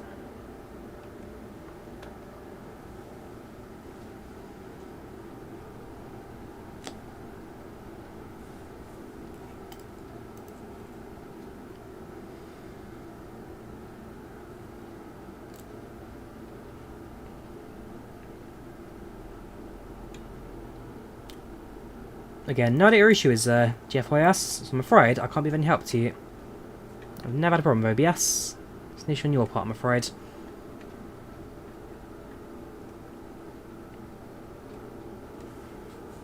Got a few stabled locals on the left hand side there, with a few CSX trucks I must say. So, not just speed down to 60, put the brakes on, do that. So that's how system works in the US. So essentially, you acknowledge when the speed limit has changed below your current speed limit, and then you apply the brakes. If you ignore the latter, emergency brakes come on. If you ignore the speed limit, emergency brakes come on as well. So 2 systems that essentially stop your train from spadding, essentially. But rather than AWS where it's at every signal, it texts you. On the American system, ATC, it tests you whenever there's a limit change. So that's why I don't see any like line side speed limit signs. You don't see any line side signals too often, it's because the signalling is done in cab with this system right here. So cab signal aspects currently showing green, therefore nothing up ahead for us to slow down for. Welcome Divina, how you doing? Welcome channel, welcome to the chat tone today.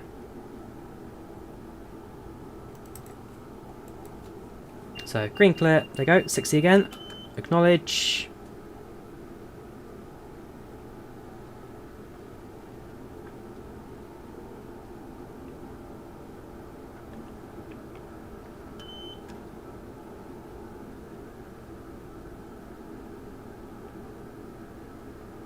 Okay, hold it at 60.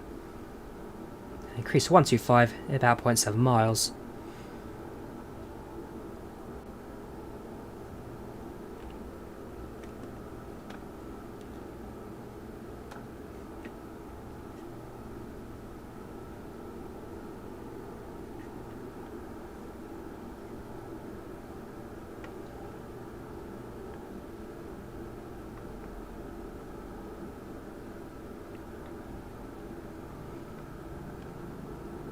I've got to say the scenery in this route so far does look rather good. So it's definitely more of a greener suburban area than Leaf Providence.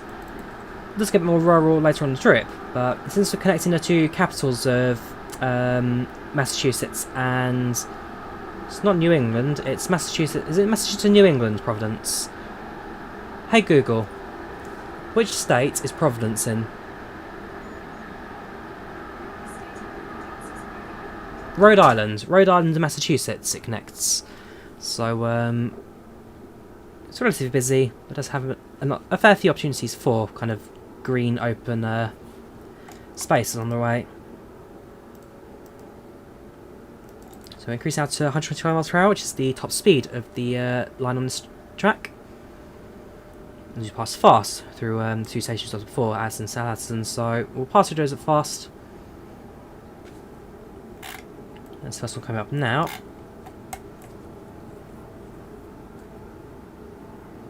And we have 12 minutes to reach our first stop. Yeah, it's the one thing, same as Amazon as well.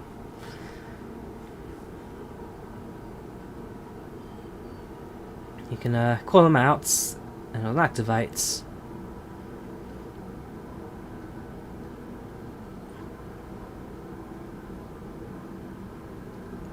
Hey Google, set an alarm at 3:45 AM.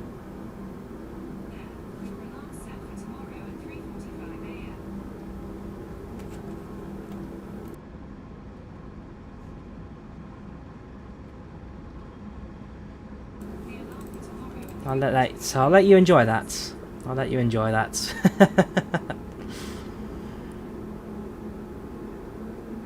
Right, 125 might come up now. Down to 110.7 miles, and you slow down for that. But I do run fast in the middle track. Right, acknowledge. Slow train down slightly for this next signal. Just in time. Ah, that's a shame. I'm pretty good, Pratik. I'm pretty good. How you doing? Welcome channel. Welcome to the chat. How are you today?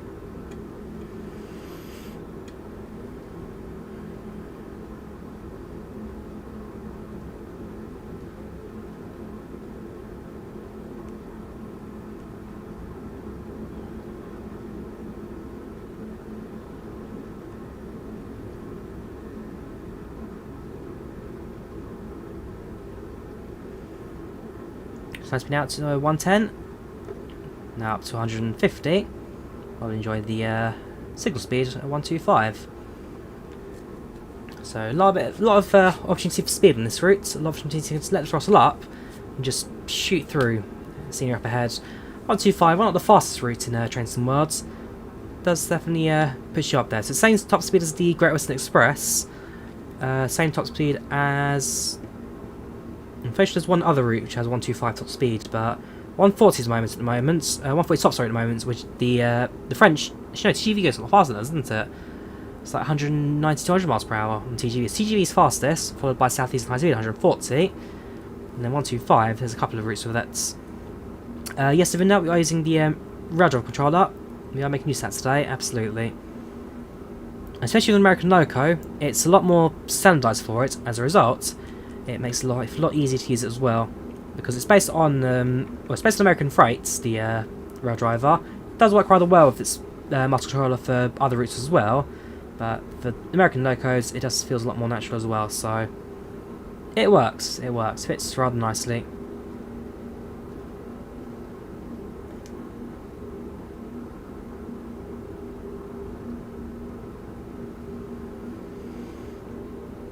Got 19 miles now for our next stop. Route 128, 19 miles. We've now passed Addington, so we're now at the new part of the routes that we haven't seen before. Now we'll see all new until we reach Boston as well. You are right, sorry, Stefan. Collins does go to 155. Is that 155 miles, 155 kilometers an hour though? Because in miles per hour, that's only about 110, if I recall correctly, 100 or so.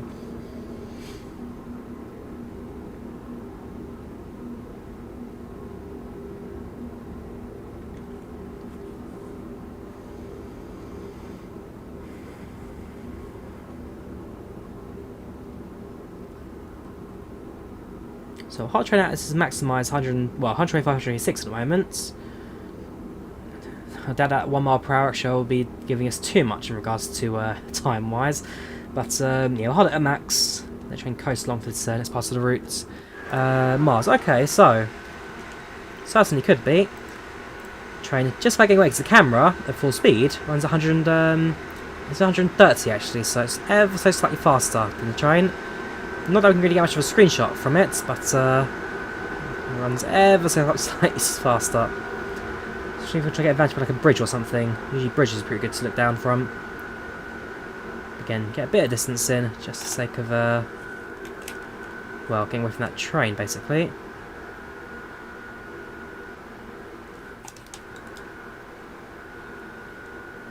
Yeah, got a bridge coming up.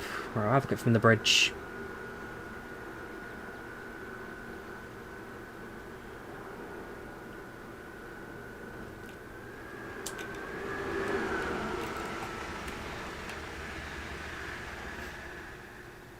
Got the anti-suicide fencing up as well, you can see. You've got the original fencing, anti-suicide to stop you from jumping over.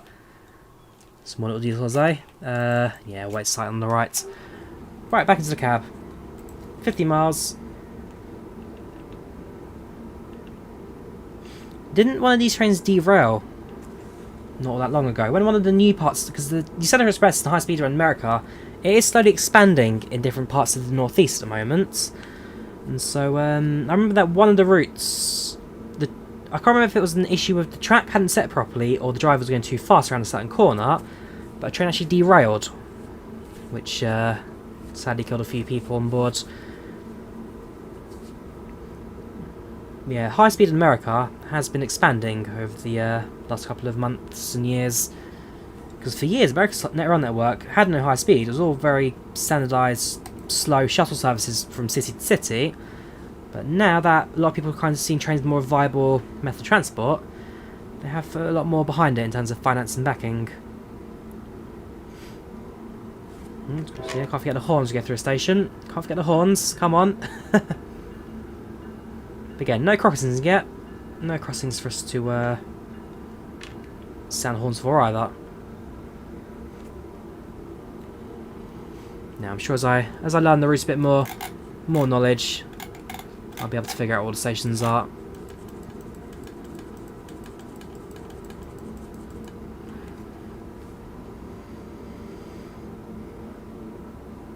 Oh yeah, absolutely, Devon Dermy. The underground trains, well, depending on what train you were on, the Bay Clear Line trains in the world, that's based on the 1972 stock. Very old, very little mechanically for you to do. More modern locos like this, or the or even Southeastern High Speed, or even the French TGV. The control desk, a lot more information in front of you, giving you a lot more diagnostic information about what your train's doing at the moment at any particular time. So you've got your brake controls on your left, you've got your speedometer on your right. Yeah, that's cut out fair enough. You've got your ATC or in-cab signalling on your right hand side. You've got your loco cab information and, well, essentially a checklist on your left hand side there as well. So you've got your basic information. It's enough to keep your train in check So you know at any given time what you're doing and what train's looking.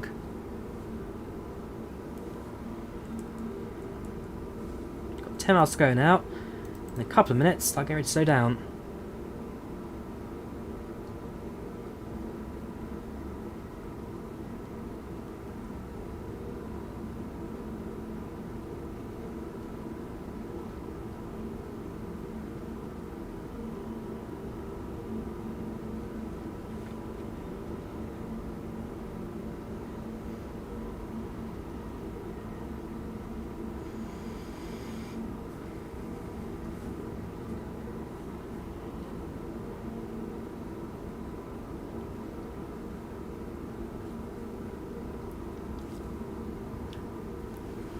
God, is that Drazyns from the vaccine? Probably not, I'm just tired.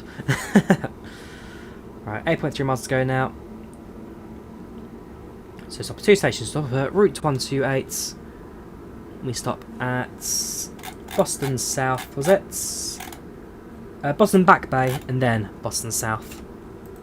So 2 stops to go. If you look at the map for the last portion of the route, there's a loop of track we follow essentially. So we come in on this route here, take the cover track, head south, take the loop track, stop at the bay, and once completed the routes, we completed the loop, head up north, and into the station. So not just directly straight in, but I think. Oh, there's hang on, let me double check. Unless that's where we're stopping. I know there's some routes that take you straight into Boston. Some require you to do the loop down south as part of the journey. So actually, I think this one's just straight in. But yeah, the Boston loop down at south also included in this route.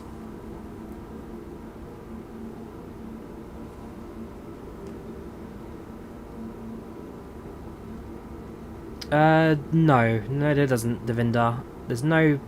I mean, how would my player even work in train sim with multiple trains? It just wouldn't.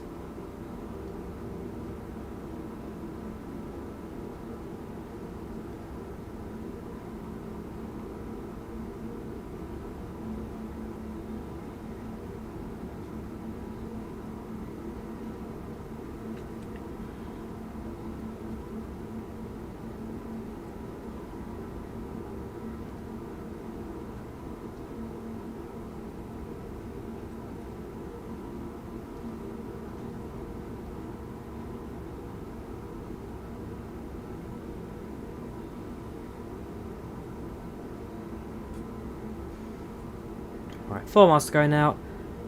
So, whilst I get 125 a little bit longer, another mile or so to the updates again, I can imagine coming up next will be a slowdown. So look at how the in-cab signalling changes for the next aspect. Does it call for a slow, potentially? Although admittedly, Route 128 is only a 3 station as opposed to a junction or anything, so that's another bit we'll have to keep an eye out for. We'll see how it goes, Still got a couple miles to go now before we reach that. Might have a bit of jump from the train there. Fair enough, only at 127, so we'll cut that throttle back ever so slightly just to... Come on, down to 125.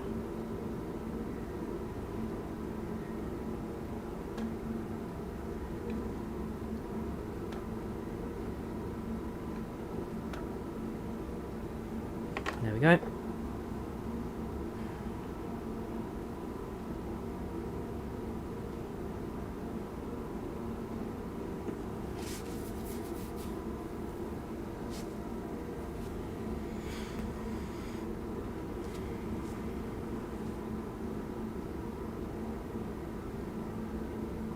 Alright, let's start slowing, shall we? So we use the combined power handle braking for now. So we'll maximise that. We will use automatic brake, but not straight away. That'll come a bit later on in our braking step.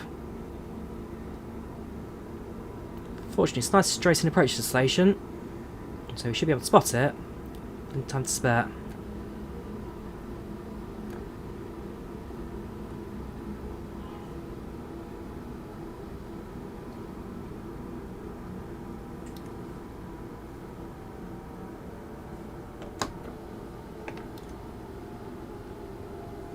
Okay, maybe you've overshot the station slightly. Just slightly.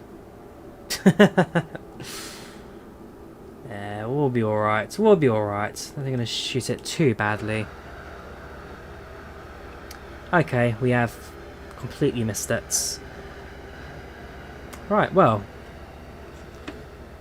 Let's get train ready in reverse. And just back it up slightly. Yeah, completely misjudged that one. And doors have opened, great.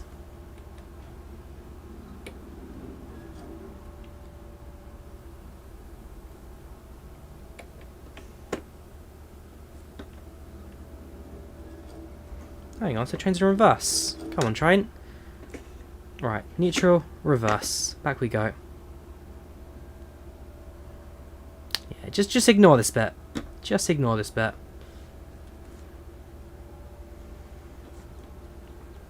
There's no real network to it, Daniel. I mean, I think Long Island Railroad is the best in terms of network and route changes and all that. There aren't too many routes in Trenton World that has kind of all that changing around all the routes. Could be done, but I don't think it would work so much as a controller signaler kind of thing. Certainly more of as a driver guard kind of thing. Ah. Yeah, so just let me through a red signal coming up. Brakes have... Yeah, how's that going to work for us? Well, we'll stop the station now, so door's unlocked. Let me reset the brakes. So brakes reset. That's reset forward. Let me close the circuit breaker. Let me just do a quick reset of train controls.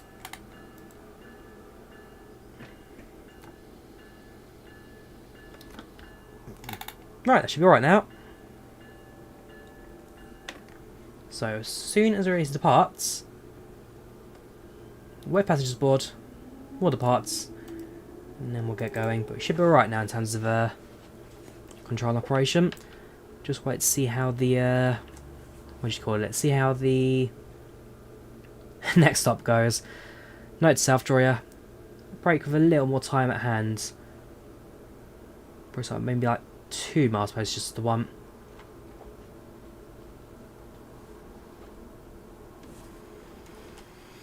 But apart from that, let's have a look at the station, shall we? Let's see what details we've got to enjoy here. Definitely busy, now that we're on Route 1 to 8. Definitely not more people on the platforms as there used to be before.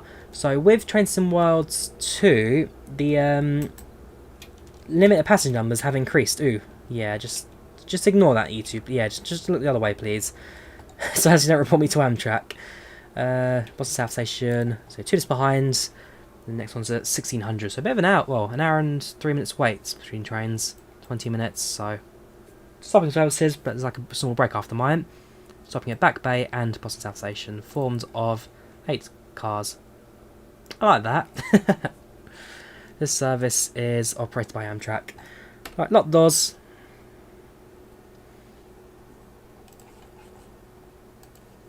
And so actually, if I rotate a Southeast High Speed train on that, it would show operated by Southeastern. For things, so it does all that correctly. I do quite like it.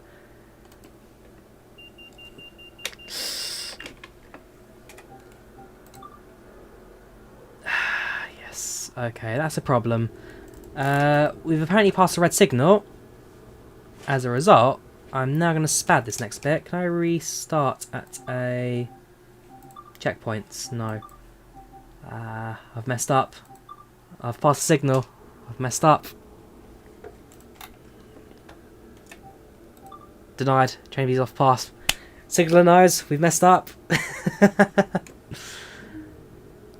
Signaler knows. Okay, last checkpoint. How far does that take us? Well, unfortunately I've lost my job at Amtrak today. Tried to get away with it. Oh no! And now it's stuck like that, is it? If I apply forwards. Red signal.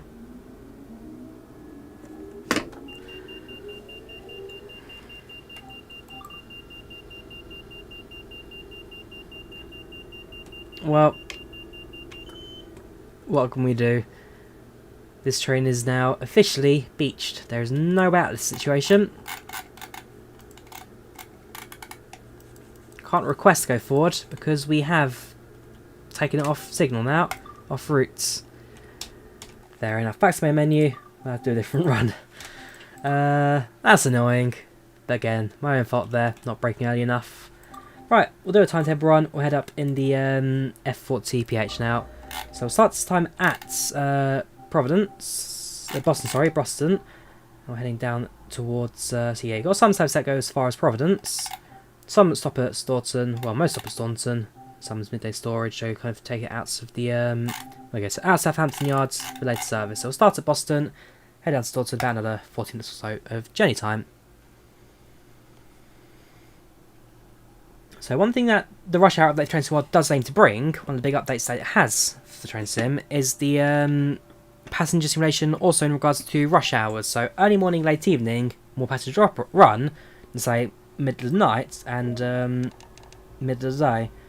So it's one thing that Dovetail do plan to improve with the future routes of the Train Sim. And again, it's looking good so far. There's a lot this route has to offer, which I do rather enjoy. So we'll have a look around Boston South, and then we'll start our journey out of here today. So you can see it's only local service at the moment. Boston Transport Authority services. No Amtrak's here just yet.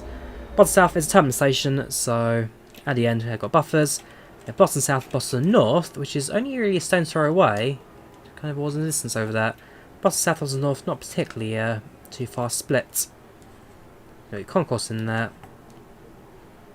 And yeah, and a very American station way out. See what time train's leaving as well. So we have over here. So platform here leaves at 9:30 and it rises towards Richmond. Got Washington DC service as well, so that's going to be the Acela Express. So terminates here, that's fine. Just want to pass 8:20, 8:22, 8:22. It's a couple of 8:22 departures, 9:04. Over here you got 8:54. Terminates here, 8:30. So you get a few services that will start and leave within a couple of minutes. Right, let's get going, shall we? So, brakes released, train forward, throttle up. I'm fairly sure. Okay, you do that as well, don't we? Alright, let's depart.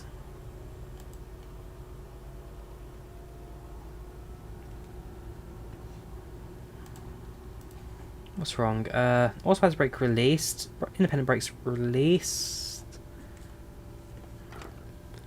Bell, ACS, how we set the train control? Does it need to be set? ISO switch, run. Engine, that's fine. Nothing I need to do. Front marker lights, rear marker lights, engine room, platform lights. There's nothing only set as far as I'm aware. We've set the three switches here, engine run, EP brake on. Should be alright then. Gauge lights, steps, lights.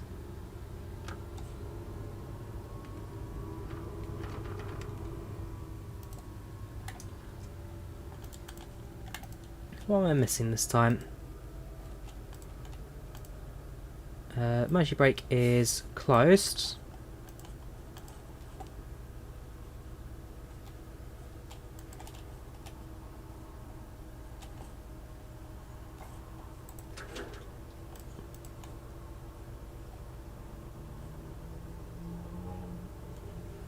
That should be it as far as I'm aware.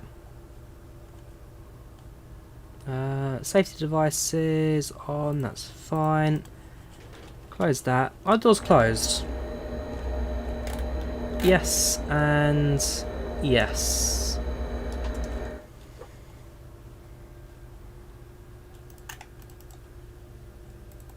Engine, generator, control pump, train forward. Throttle goes up. Headlights, set those as well, I guess.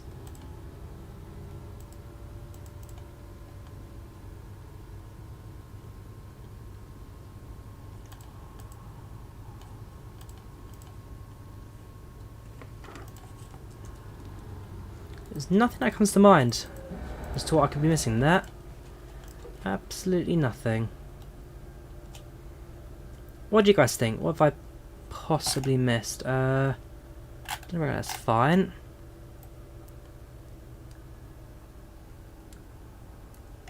That's fine. That's feed through.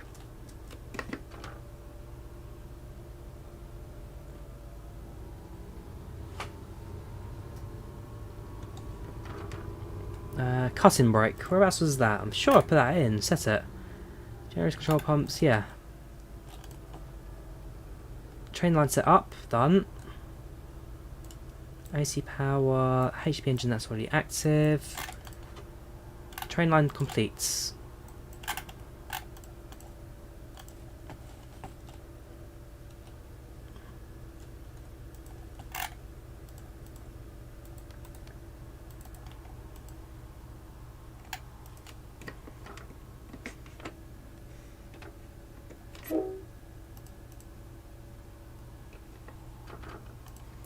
Not Pursuit Tyler, this is very different to the ACS. That's. Hang on. Lead or dead?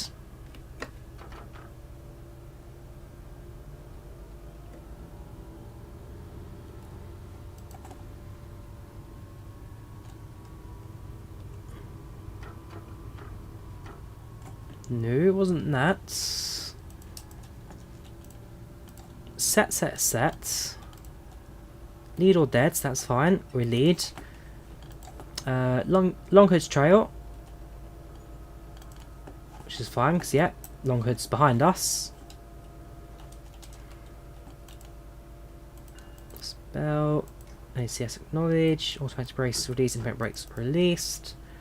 Sand, alerter, horn, engine run, cycle all of that. It's probably something really obvious that I'm just missing.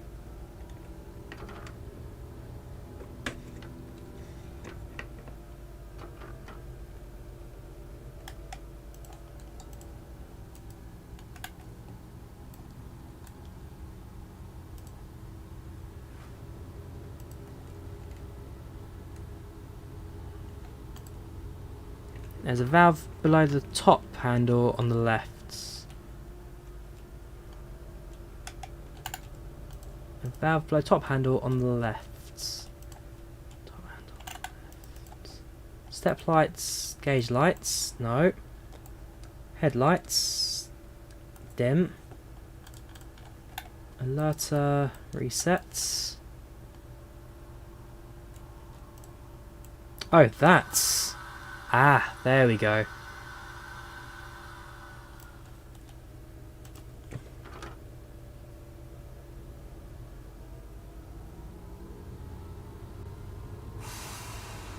Right, that was it. Okay, so we'll restart that run. Perfect. Thanks for that, dude. Much appreciated. So we'll restart that. Let's give it a proper go now.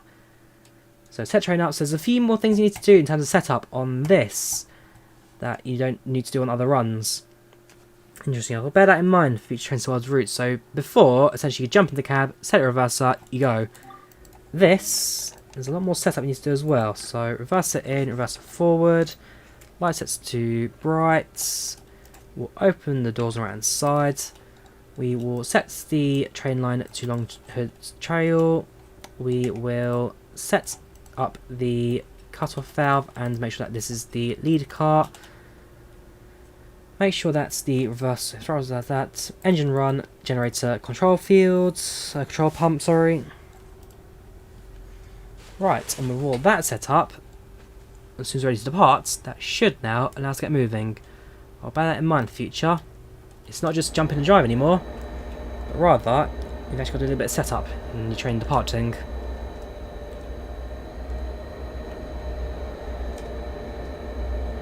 Not like our British trains where you just press 2 buttons and boom, starts moving. No, these American units do have a lot more you need to do in the setup. Next live will probably be next time we live we're doing Train Sim will maybe be the Brighton main line or the German one, whichever comes first. So if you want to watch my RTGV stuff, Jad, you'd have to watch my RTGV stuff. But next stream in Train Sim, maybe be the Brighton stuff, or we'll see. Maybe do Train Simulator next as well. Haven't Train Simulator in a little while. So throttle up, and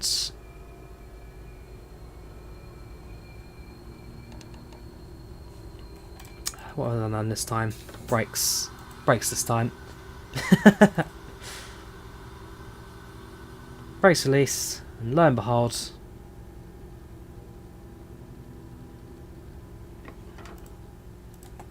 but what have I done this time? On. Headlights brights, headlights rear off, train forward, throttle idle.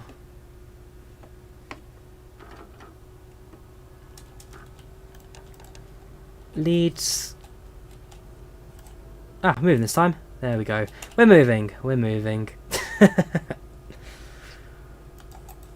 Next station, Boston and Back Bay.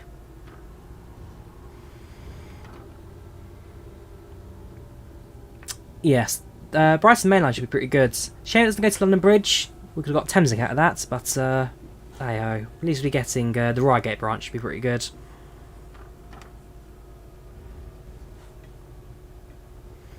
I've done several of those videos there, I've done several videos on setting up flights for Microsoft Flight Sim. Again, this is a Train Sim stream, so please focus on Train Sim. Don't be disrespectful.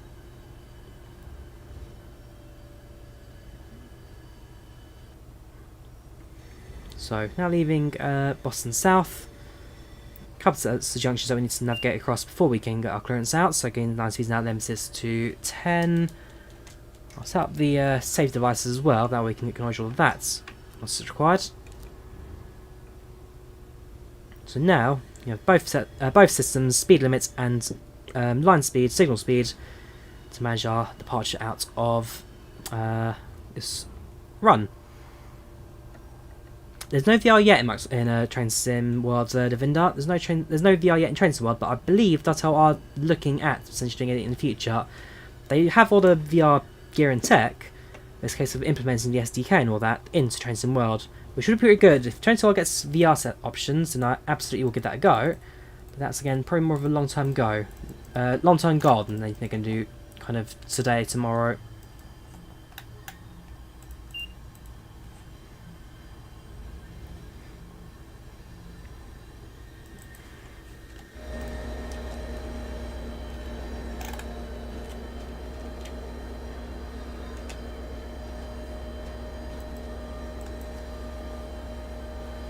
Train Sims life. Like I say, I do like my Train Sims. Maybe more so than my Flight Sims.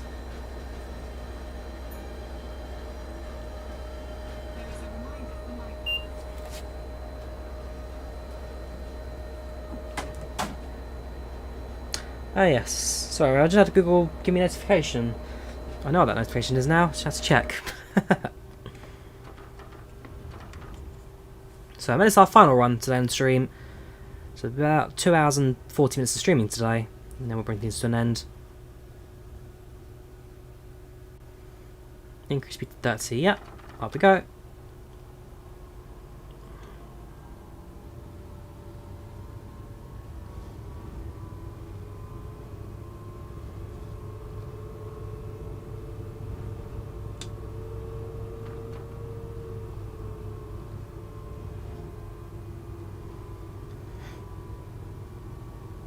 You got a cab car on the right hand side now.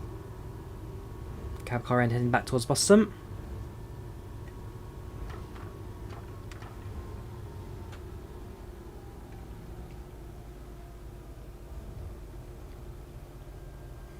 Yeah, so one of the things that the next sim update that comes out tomorrow will bring is track IR support for Train Simulator, Train Sim World. So from tomorrow, when Train Sim World updates to the new rush hour kind of back-end code, you will be able to access track IR regardless if you have the pack or not. So even if you don't have the root DLC, because the sim still updates its base code and all that, you will get the track IR support amongst other things. So don't think you're missing out just because you get the new routes. You get the new UI, you get the new track IR and all that. That all comes out tomorrow.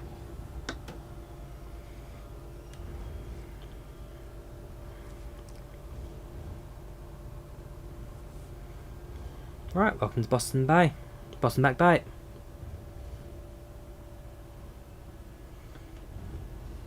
I wish if Ethereum, this train is nowhere near capable of 165. Doors open. While we're at it, let's go pick up that fire extinguisher, shall we? Seriously? Well, fire extinguisher, there you go, 1 out of 25 placed. Any maps nearby? Probably not. Don't run, next should be coming along soon. Please don't hold the doors because of delays. Rules of conduct, and trash is an issue. Nice well posted that. Yeah, other than that, not a bad looking station that. All on the ground, all covered up above. You get these quite large tunnels at the end of the station. Oh yes, and a few more workers here just hiding out by the train.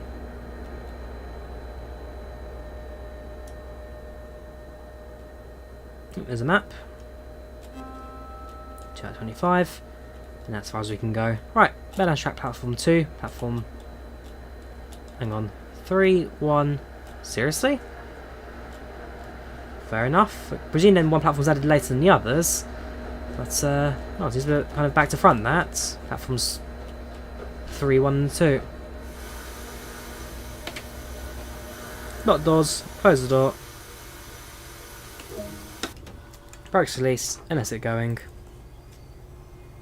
Next station, Route 128. Looking forward to run the 377 on East Coast Way with new information system and rail driver. Yes, that would be very good to do a Crazy Killer. So the 377, I don't think at the moment is rail driver supported. I know the 166 isn't. The 166 is a train that I'm waiting desperately to get rail driver support, but the low lighting and gauge lights on. There we go. Yeah, so one train I'm definitely waiting to get it, the 166. But the 377, pretty good to get it as well. And then, of course, waiting for the 313 to release onto the East Coast Way as well.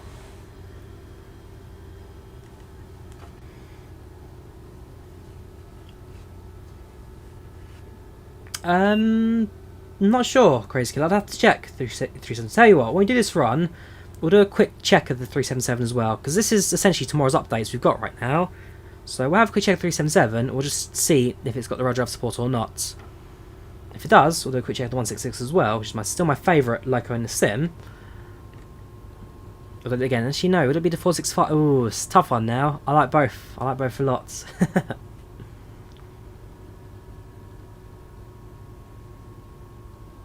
In a patch notes anyway. Oh, okay. Ah, perfect. Well, there you go. 377 rail driver support now here. So it means that I'll likely be using East Coastway a lot more now than I used to in the past. Again, I like East Coastway. It's a good route, but because I use rail driver when I drive, there are some routes now I won't touch until it gets support in the future. So I'm glad East Coastway's now got support. It means that it's a route I can now start using again a bit more often.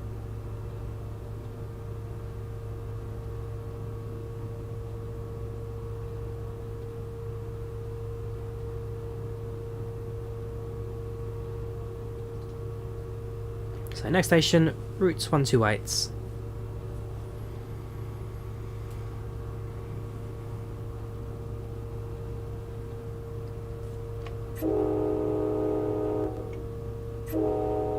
Yeah, got to remember the horn. Can't forget the horn. Run through the station. Got to sound it. So line speed at the moment up to, well, train king cab single speed is about 90 miles per hour, 80 miles per hour. Line speed 120. So I believe that actually maybe the top speed of the train, 90 at the moment. Is there anything that indicates it potentially up there? No, that's just the window glazing. Yeah, presuming top speed then would be around 90 miles per hour in this. It's not really the fastest train in the world, not by any means.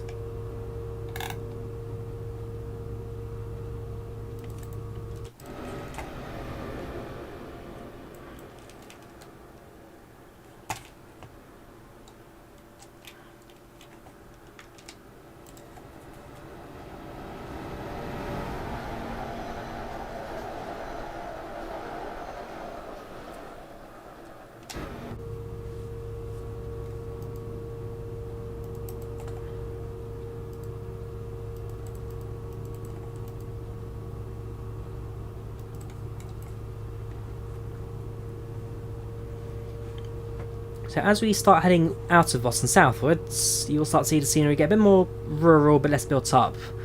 At the moment, we are cut into a trench beneath the city. So we've got concrete walls on the left right hand side just holding the everything up. We're in a trench to keep the track nice, straight and level. But as we leave, things start to kind of, well, smoothen out essentially. More greenery, less of a concrete block around us. So storm outs about 80 miles per hour or so at the moment. 8 miles to go. We arrive in approximately 5-ish minutes. 5-ish minutes already spattered about 20 minutes ago. Yeah, good times, eh? Good memories. But this time, we should be alright. We should be alright. We're not going to spat anytime soon.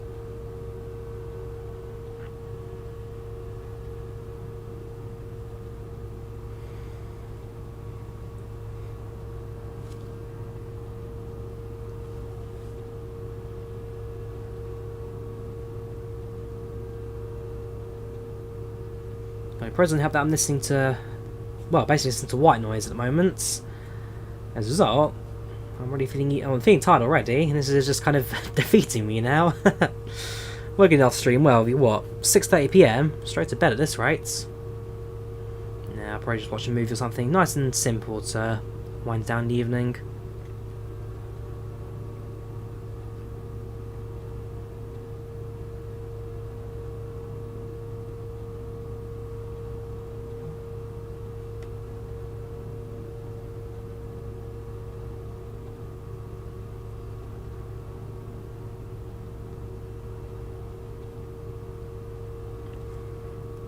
So at 90 miles per hour, we'll start cutting the throttle now. Won't accelerate too much faster than that.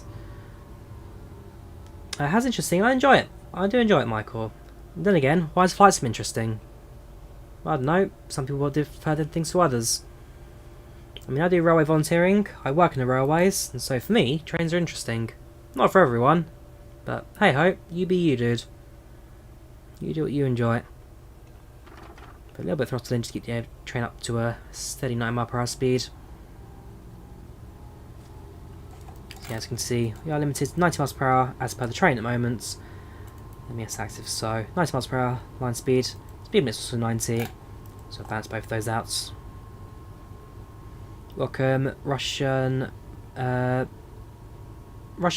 How you doing? Welcome to the channel. Welcome to the chat. How are you today?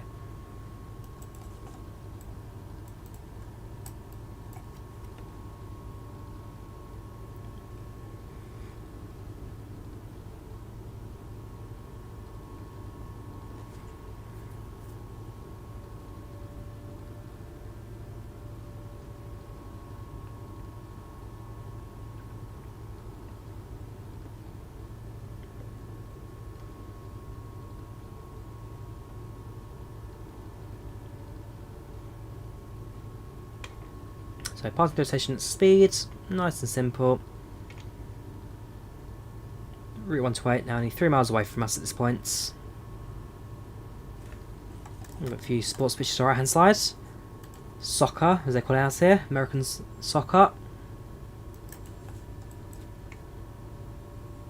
And a few high pitched kind of squeals I can imagine from the carriages up behind.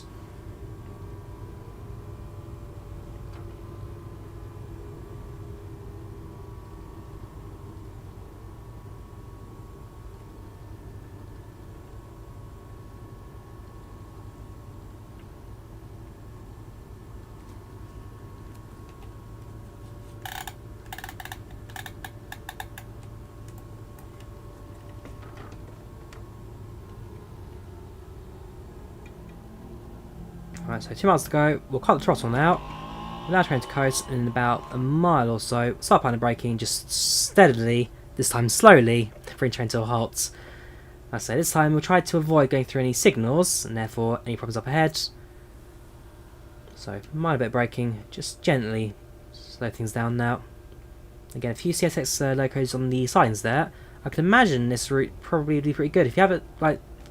Well, you get CSX trains by default from the sound patch grades, but as you get that kind of route cross compatibility, even that free play, because you can spawn as free you can spawn it as a free play, And so if you were to spawn in at... Where would you pass? Between Route Run to 8 and Ronville. Head down to those locos and give them a drive.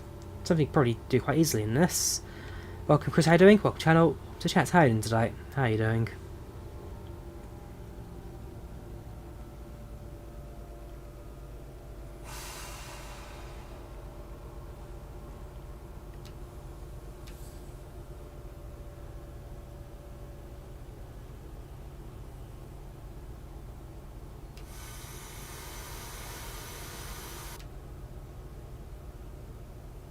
Here you go. So some of just going just past these platforms now ahead of us.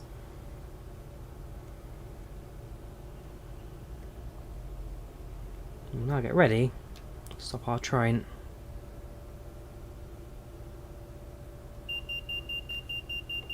Acknowledge. Maybe down to 45 miles per hour. And we're looking for the 7-car stop marker on the right hand side. 7-car stop marker.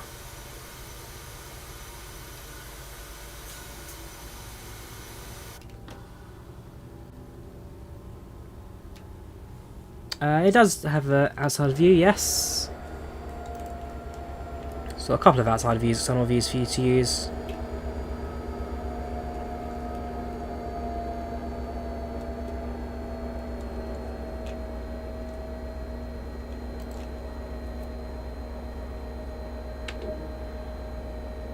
Open doors, and their passengers do that boarding and disembarking. So again, new animations, new outfit choices, a few more faces, just making things a lot more natural than they were before.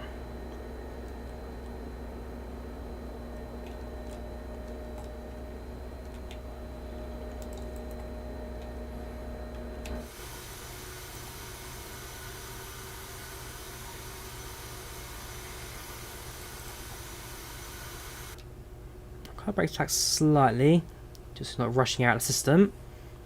In fact, we'll leave it on kind of external view. Do that. Lock the doors.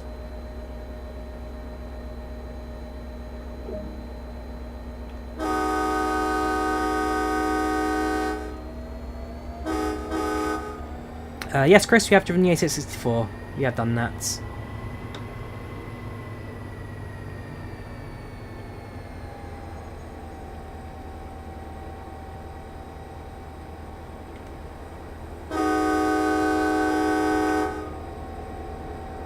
I do like that. The rail driver has a little speaker, and so if I stay quiet, it will still pick up the sound from the microphone. So it's quiet. And yeah, the unit will actually pick up all the sounds as well. Right, let's get going. Next station, Canton Junction, 3 miles. Now, the ACS-64 is a very good train to drive. Braking, I've got to learn again. Not as quick as braking as it probably looks like, but it's a good old train to drive. Probably the easiest of all trains in this scenario. By far the most modern as well. By far the most modern in terms of its control input and driver's desk.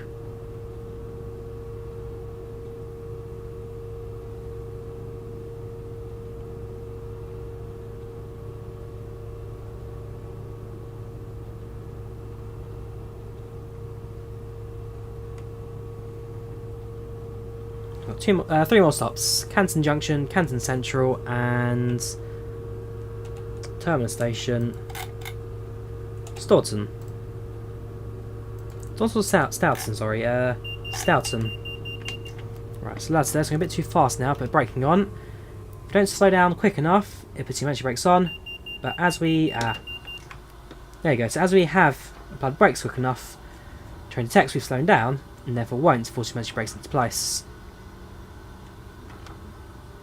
Unless we've missed it. I think we missed it there. Nope. Brakes are active. We are coming to a halt. Just missed out.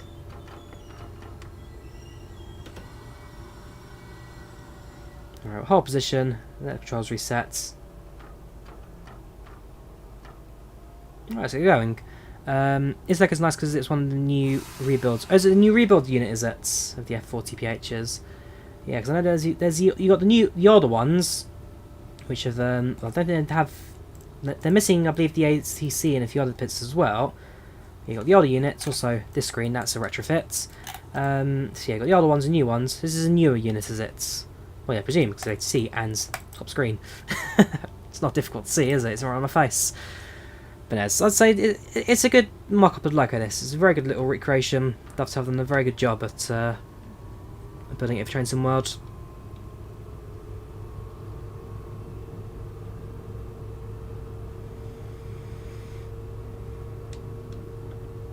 Might even give a sound patch grade again at some point in the near future. The thing with sound patch grade is that it's about 2 hours of driving one way because you're driving at like 20 miles per hour long distance, but it's a scenic route sound patch grade. It's a very beautiful one, so at some point I'd love to kind of revisit it.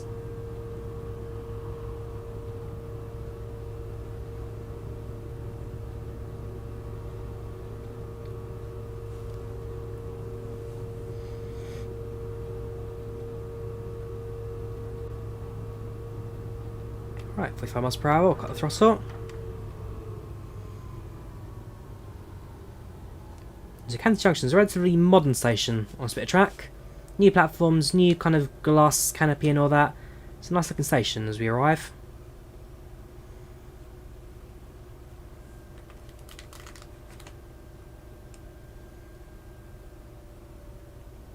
And again, it's a very easy driving drive, the F40. Whoops. So I'll slow down now, down to 25 miles per hour. Do that before the train buzzes me into submission.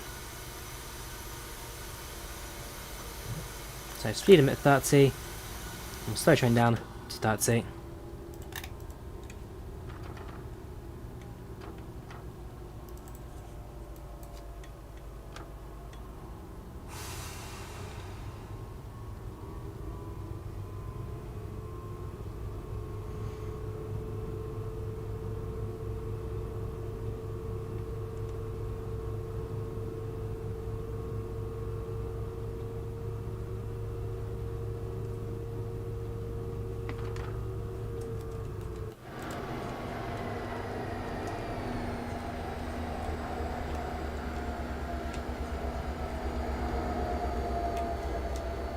So as we trudge along at 30 miles per hour, there's now no need for me to apply any brakes between here and Stoughton Junction, Canton Junction, as essentially when we apply the brakes, the train will, well, train coasts at about 30, which is the approach speed for most stations. Starting in the UK. In the UK, when a train approaches the station, the approach speed is 30 miles per hour, unless you're at a red signal, or approaching a red signal when it's 20. 30 or 20 is what the drivers will do in the UK for approach. These trains are equipped with PTC, which is positive train control. Yes, definitely. Ah, is that why the doors are slightly wider? Accessible carry. Ah, okay. So they're wide like that, so it's easy access for a wheelchair.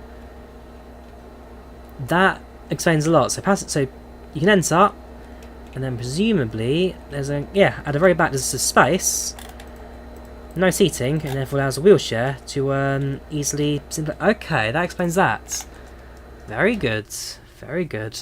I know that one issue that the Underground's district line trains used to have back when there were single doors was accessibility, because they were relatively narrow single door units.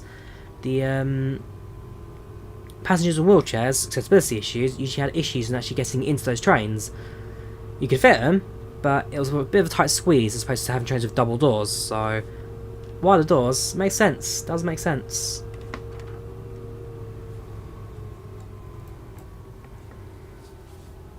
So diesel trains, while they were still relatively new, they were quite quickly retired and replaced with the Underground's S-Dock trains, and they got renovated and rebuilt as mainline trains, now serving the Isle of Wight, or at least soon serving the Isle of Wight, sort of few UK regional routes too.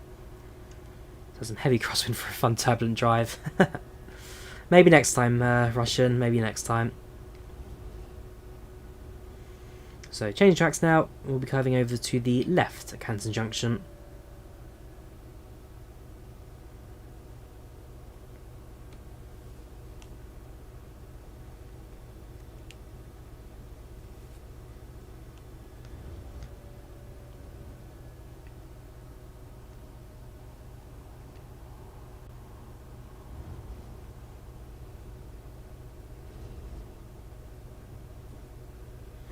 So we'll be pulling in relatively towards the far end of the platform there.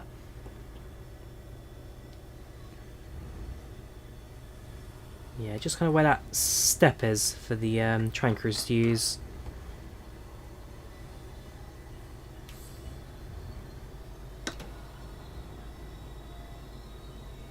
So it's timing, we're a couple seconds behind. Not bad, given that we had to stop earlier on. Not too bad. There you go. Brakes full. And doors open. So yeah, you got this little bit of raised platform, and that allows for train crew to just easily step in and out. Bit of a hop. A bit of a step up as well. So if you look at the destination display here, so this is the 848 departing 850 from the 5 cars service operated by MBTA, the Massachusetts Boston Transport Authority, I believe. This should be at 10:13. Third train will be at 13:49. So not very common trains down here. It's like 2 in the morning, 1 in the afternoon, 2 in the evening. So, although must admit that's kind of a regular service for America. 5 trains a day. It's parliamentary in the UK. For America, that's normal service. 5 trains a day is for actually good connection. Some towns and villages get like 1 train a week. Right, Reese brakes. Just under a mile away, Canton Centre. We're not on time, Chris. We're about 2 minutes behind. About 2 minutes behind.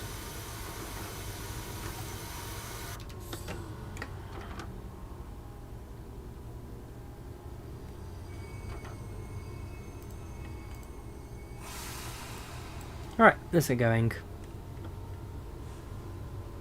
Looks so much like Strood. Yeah, there are similarities to it, Tyler. Curved platform. Not quite a tunnel at the end of it, but certainly the curvature of that platform.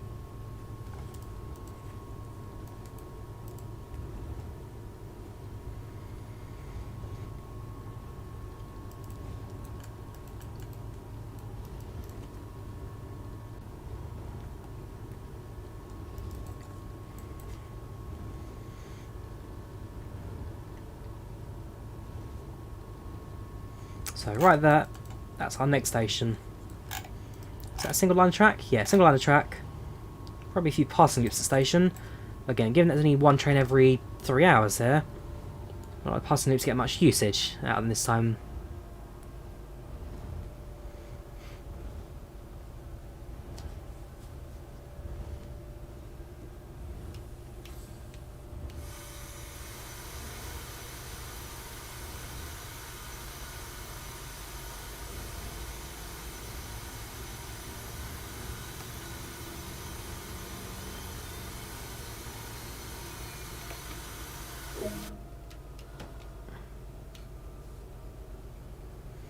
So stop over for a couple of minutes. And then we'll depart. Got a proper crossing now, so we'll definitely need to be sounding a horn for that. Gas station, high prices, of course. Tell you what, while we're here, might pick up that map as well. Yeah, we've just missed the Drawyah platform there. Can't even climb it.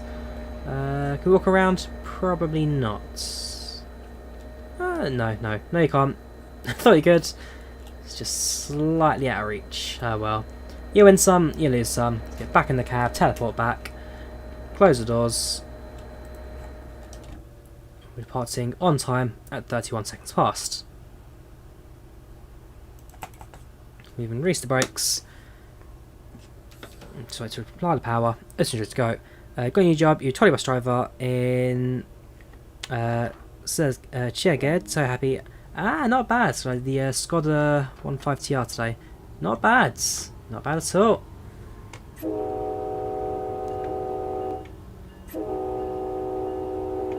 Yeah, in Chairgate. I've not been to Chairgate. It's a lovely area though. I'd love to visit one day. Now you enjoy it, dude. You enjoy it.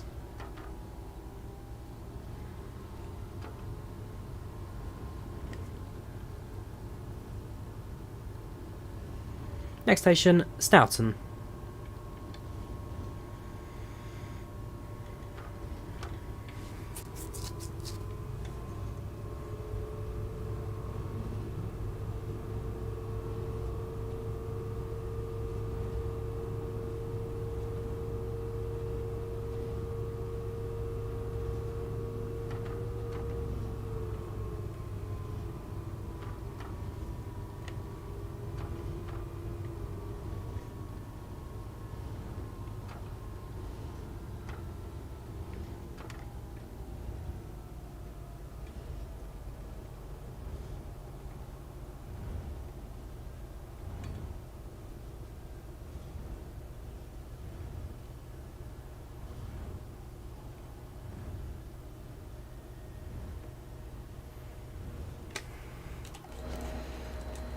Man, I must say, this line, out of all the other routes, the other tracks this line has to offer, just the fact that it's single track and in such a kind of residential area does make it feel a lot more rugged, a lot more isolated compared to other parts of the line.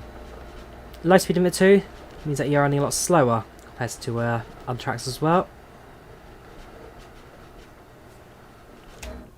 Yeah, Dovetail on this line have got the quaintness factor spot on.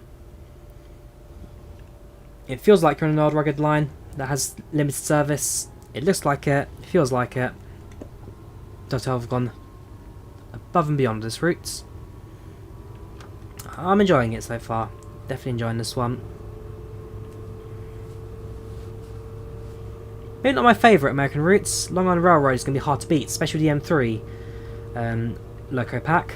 Long Island Railroad is fantastic US train routes, and still for me the #1 recommendation, but this is definitely up there.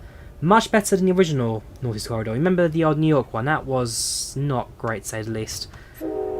So this massively beats that.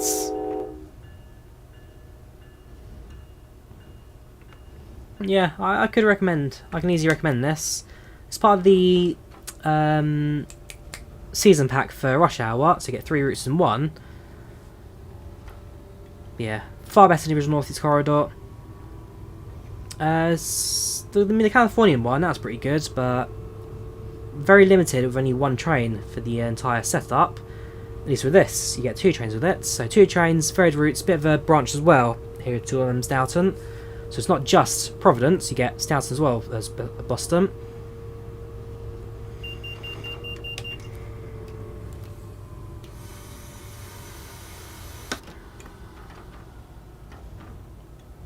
It's a good route. It's a good old route, this.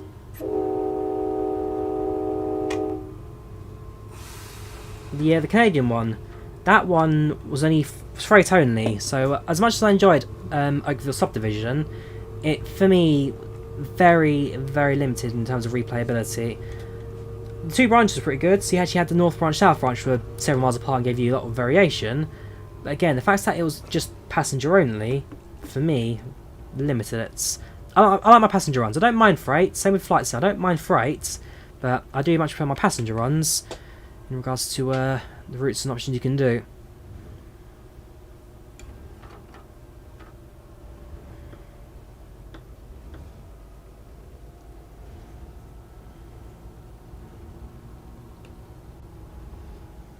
True.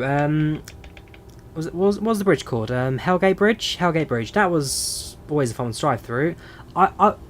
It wasn't the best route ever, but I still would like to see it ported into Train Sim World 2 at some points. Northeast Corridor, New York. It wasn't the best route in the world, but I'm sure if the reason they never imported it was because of issues they had with the actual route itself. So when they built that route, they employed a lot of new tactics and all that just to make their route building easier in the future. As a result of that, though, a lot of technologies no longer work here. Okay, that's annoying. I got my brakes. Okay, we'll come to a halt. We'll try and do that. Yeah, one thing that, because new technologies, they very much limited what they could actually do with the route, and therefore importing Train Sim World 2 was never an easy task. So it's something that I'd love to see kind of happen in the future one day. As again, it's not a bad route by any means. It just felt dead, if you know what I mean. There wasn't much life, there wasn't much variation. We're rolling now. Hang on, hold that. Why no longer producing any power?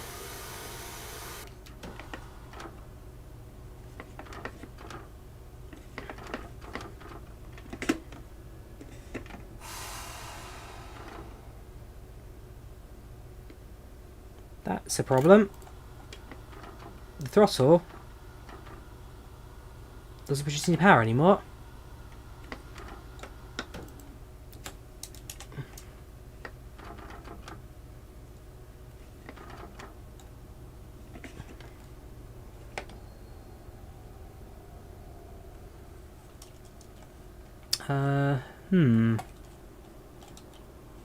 What can I possibly do? Oh, there we go. So cut the throttle forwards, and release that.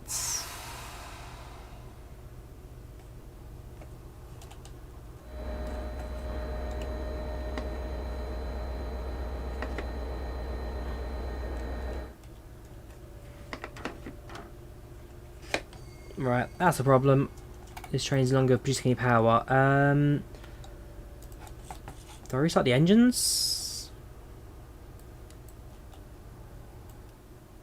Right, we'll restart the engines, I guess, and see if that could potentially bring us back to life. If not, we've got ourselves a beach train here. Right, engine start. Hold out 5 seconds.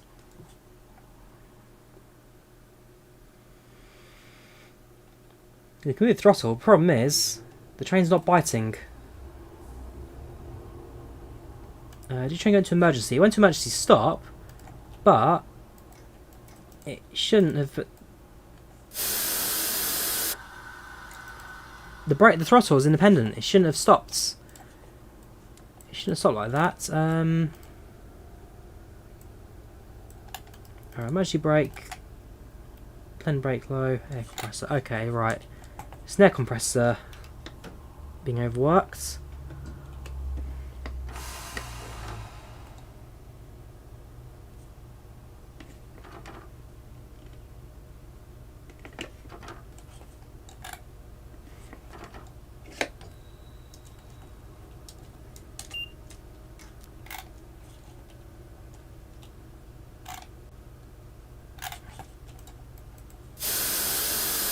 Right, let's flush out the air system.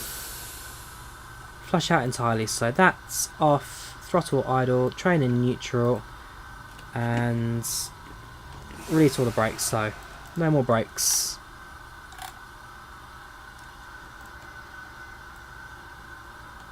We'll close the emergency brake valve now.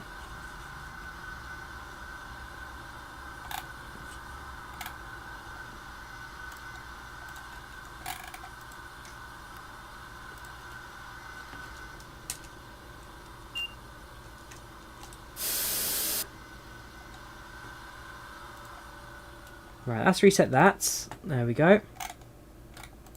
Low idle. What's that again? It's air compressor, is it? Yeah, air compressor. Trial train neutral then. Just apply some throttle here. Get air compressor up again. So she's charging the brakes now. Charging the brakes. Charging the brakes.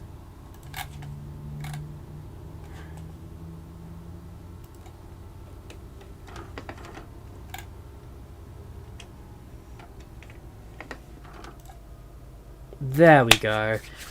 So we're applying power now. The train should, in theory, move forwards. Thank you, Rice Padder Railway, for your training guide. That is beautiful.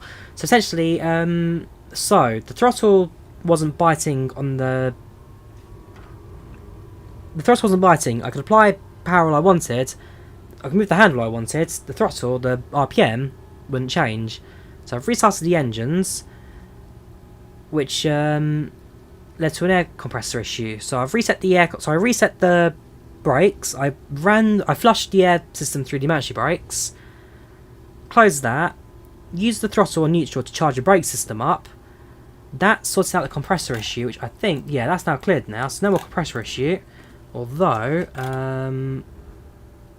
so emergency brake still showing as active. So I'll probably get an engineer to have a look at it when we arrive at Stoughton in a mile. So we are behind schedule now by a couple of minutes.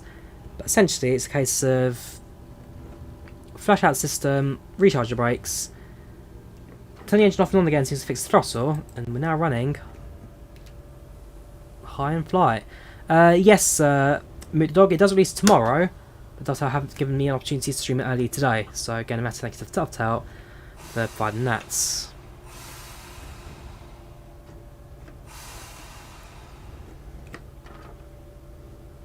So 0.8 miles to go. We're nearly at the end of this little branch line to Stoughton.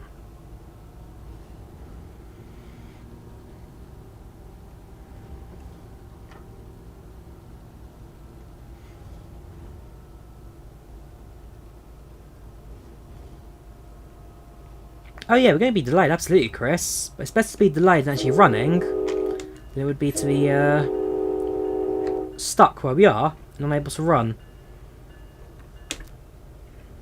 It's more risky like that. A bit more for you to do. And I like that. So it's a failure. Probably, well, it stands my own failure as a driver for not doing the speed properly. But it shows that failures and all that do exist in Train Sim World. And that in terms of actually using a driver...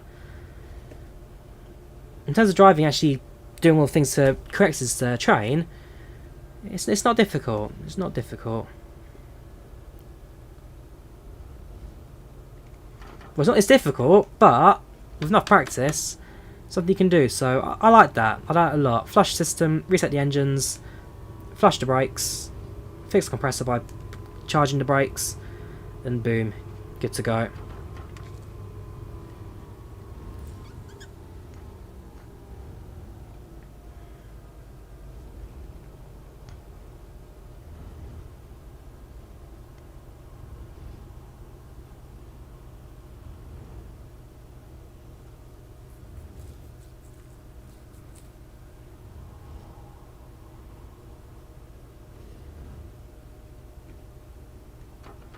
Right, just this is that. That's our destination. That's our terminus. But yes, it releases tomorrow. The season pass. Initial release will be this one, the Boston Providence route, Northeast Corridor. And then in a couple of weeks, we'll get Boston. We'll get Brighton, and even further, we'll get the German routes. So 3 routes, £35. Not a bad little pricing structure. That. Don't do this to me again, train. Your throttle works this time, so there's no beaching this time. Route most excited for, probably Brighton mainline.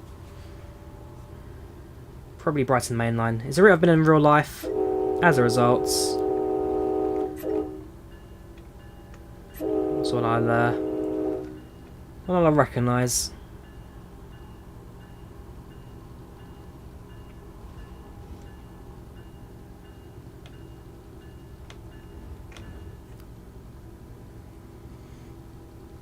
Alright, and there we go.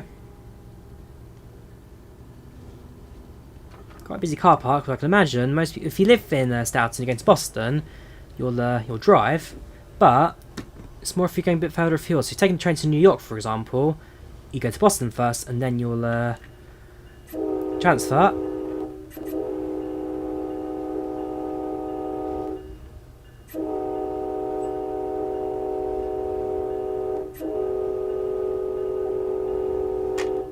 Sound horn a few times, again, just set your entry, and then yeah, that's it really. Train to a hots, end the line. Ooh, do we stop it before or on? Nope, we stop it on the crossing there. That I can imagine can be annoying.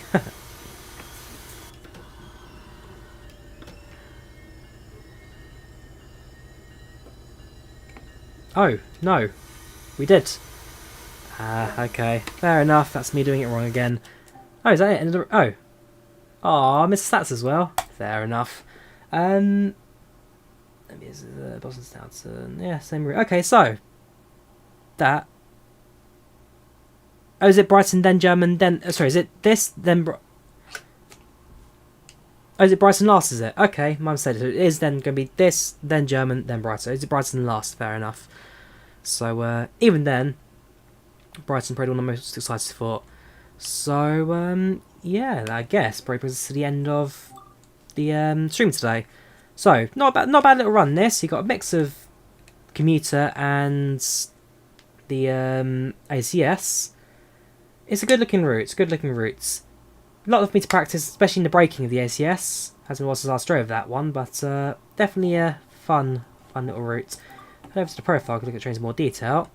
So you've got the F40 PH, and you've got the ACS again. Welcome back, Amtrak train. While we're here, let's also have a look at the main menu. So you've got the new menu as well. So that's the new scrolly menu, which I don't know. I like the background, the drive and all that, but as before, kind of with the country flags and the simple list. I liked it where it was before. I don't know, it's not a bad menu, but I probably do prefer the other one. Where's Great Western on there? GWR. Oh, don't tell me it's not on there. Oh, there it is. There it is. Yeah, GWR, DB Schenker, and English Royal Scottish. There we go. We have got it. You see what I mean? It takes a bit to navigate. It does take a bit to navigate. It's not even Alphabet Swords, or is it? Oh, we'll see. We'll see. There's your underground, your different uniforms, all that. Isle of Wight, Network South. Network. Oh yeah, because that was the old Network Southeast, which later became Southeastern. There's a lot to enjoy for the future, but hey ho, that's it for today. So that was Boston Sprinter, that was Train Sim World 2 Rapid Transit. This is releasing for you guys tomorrow, so if you wish to enjoy Rapid Transit, then get yourself the the update itself. So this menu update and the refresh and all that, the passenger rush hour setup as well. That's new for the so it comes with London Underground, and it comes with the other one as well. London Underground, and I can't remember, there's another route as well that's going to get it. It's the Underground, it's one of the German routes. So that's going out soon. In fact, it's coming out tomorrow. Yeah, that's about it really. If you wish to get the season pack, then it costs £35. It includes the Boston Sprinter tomorrow. Then in a couple of weeks, you get the German route, and you get the Brighton main line. So that's also coming out in the next couple of weeks. Otherwise, yeah, I hope you guys enjoyed the stream. Leave a like if you did, subscribe if you haven't done so already. Thank you very much for watching, and I'll see you all again in the very near future. Take care of yourselves, have a good rest of your week, and I'll see you again soon. Bye bye.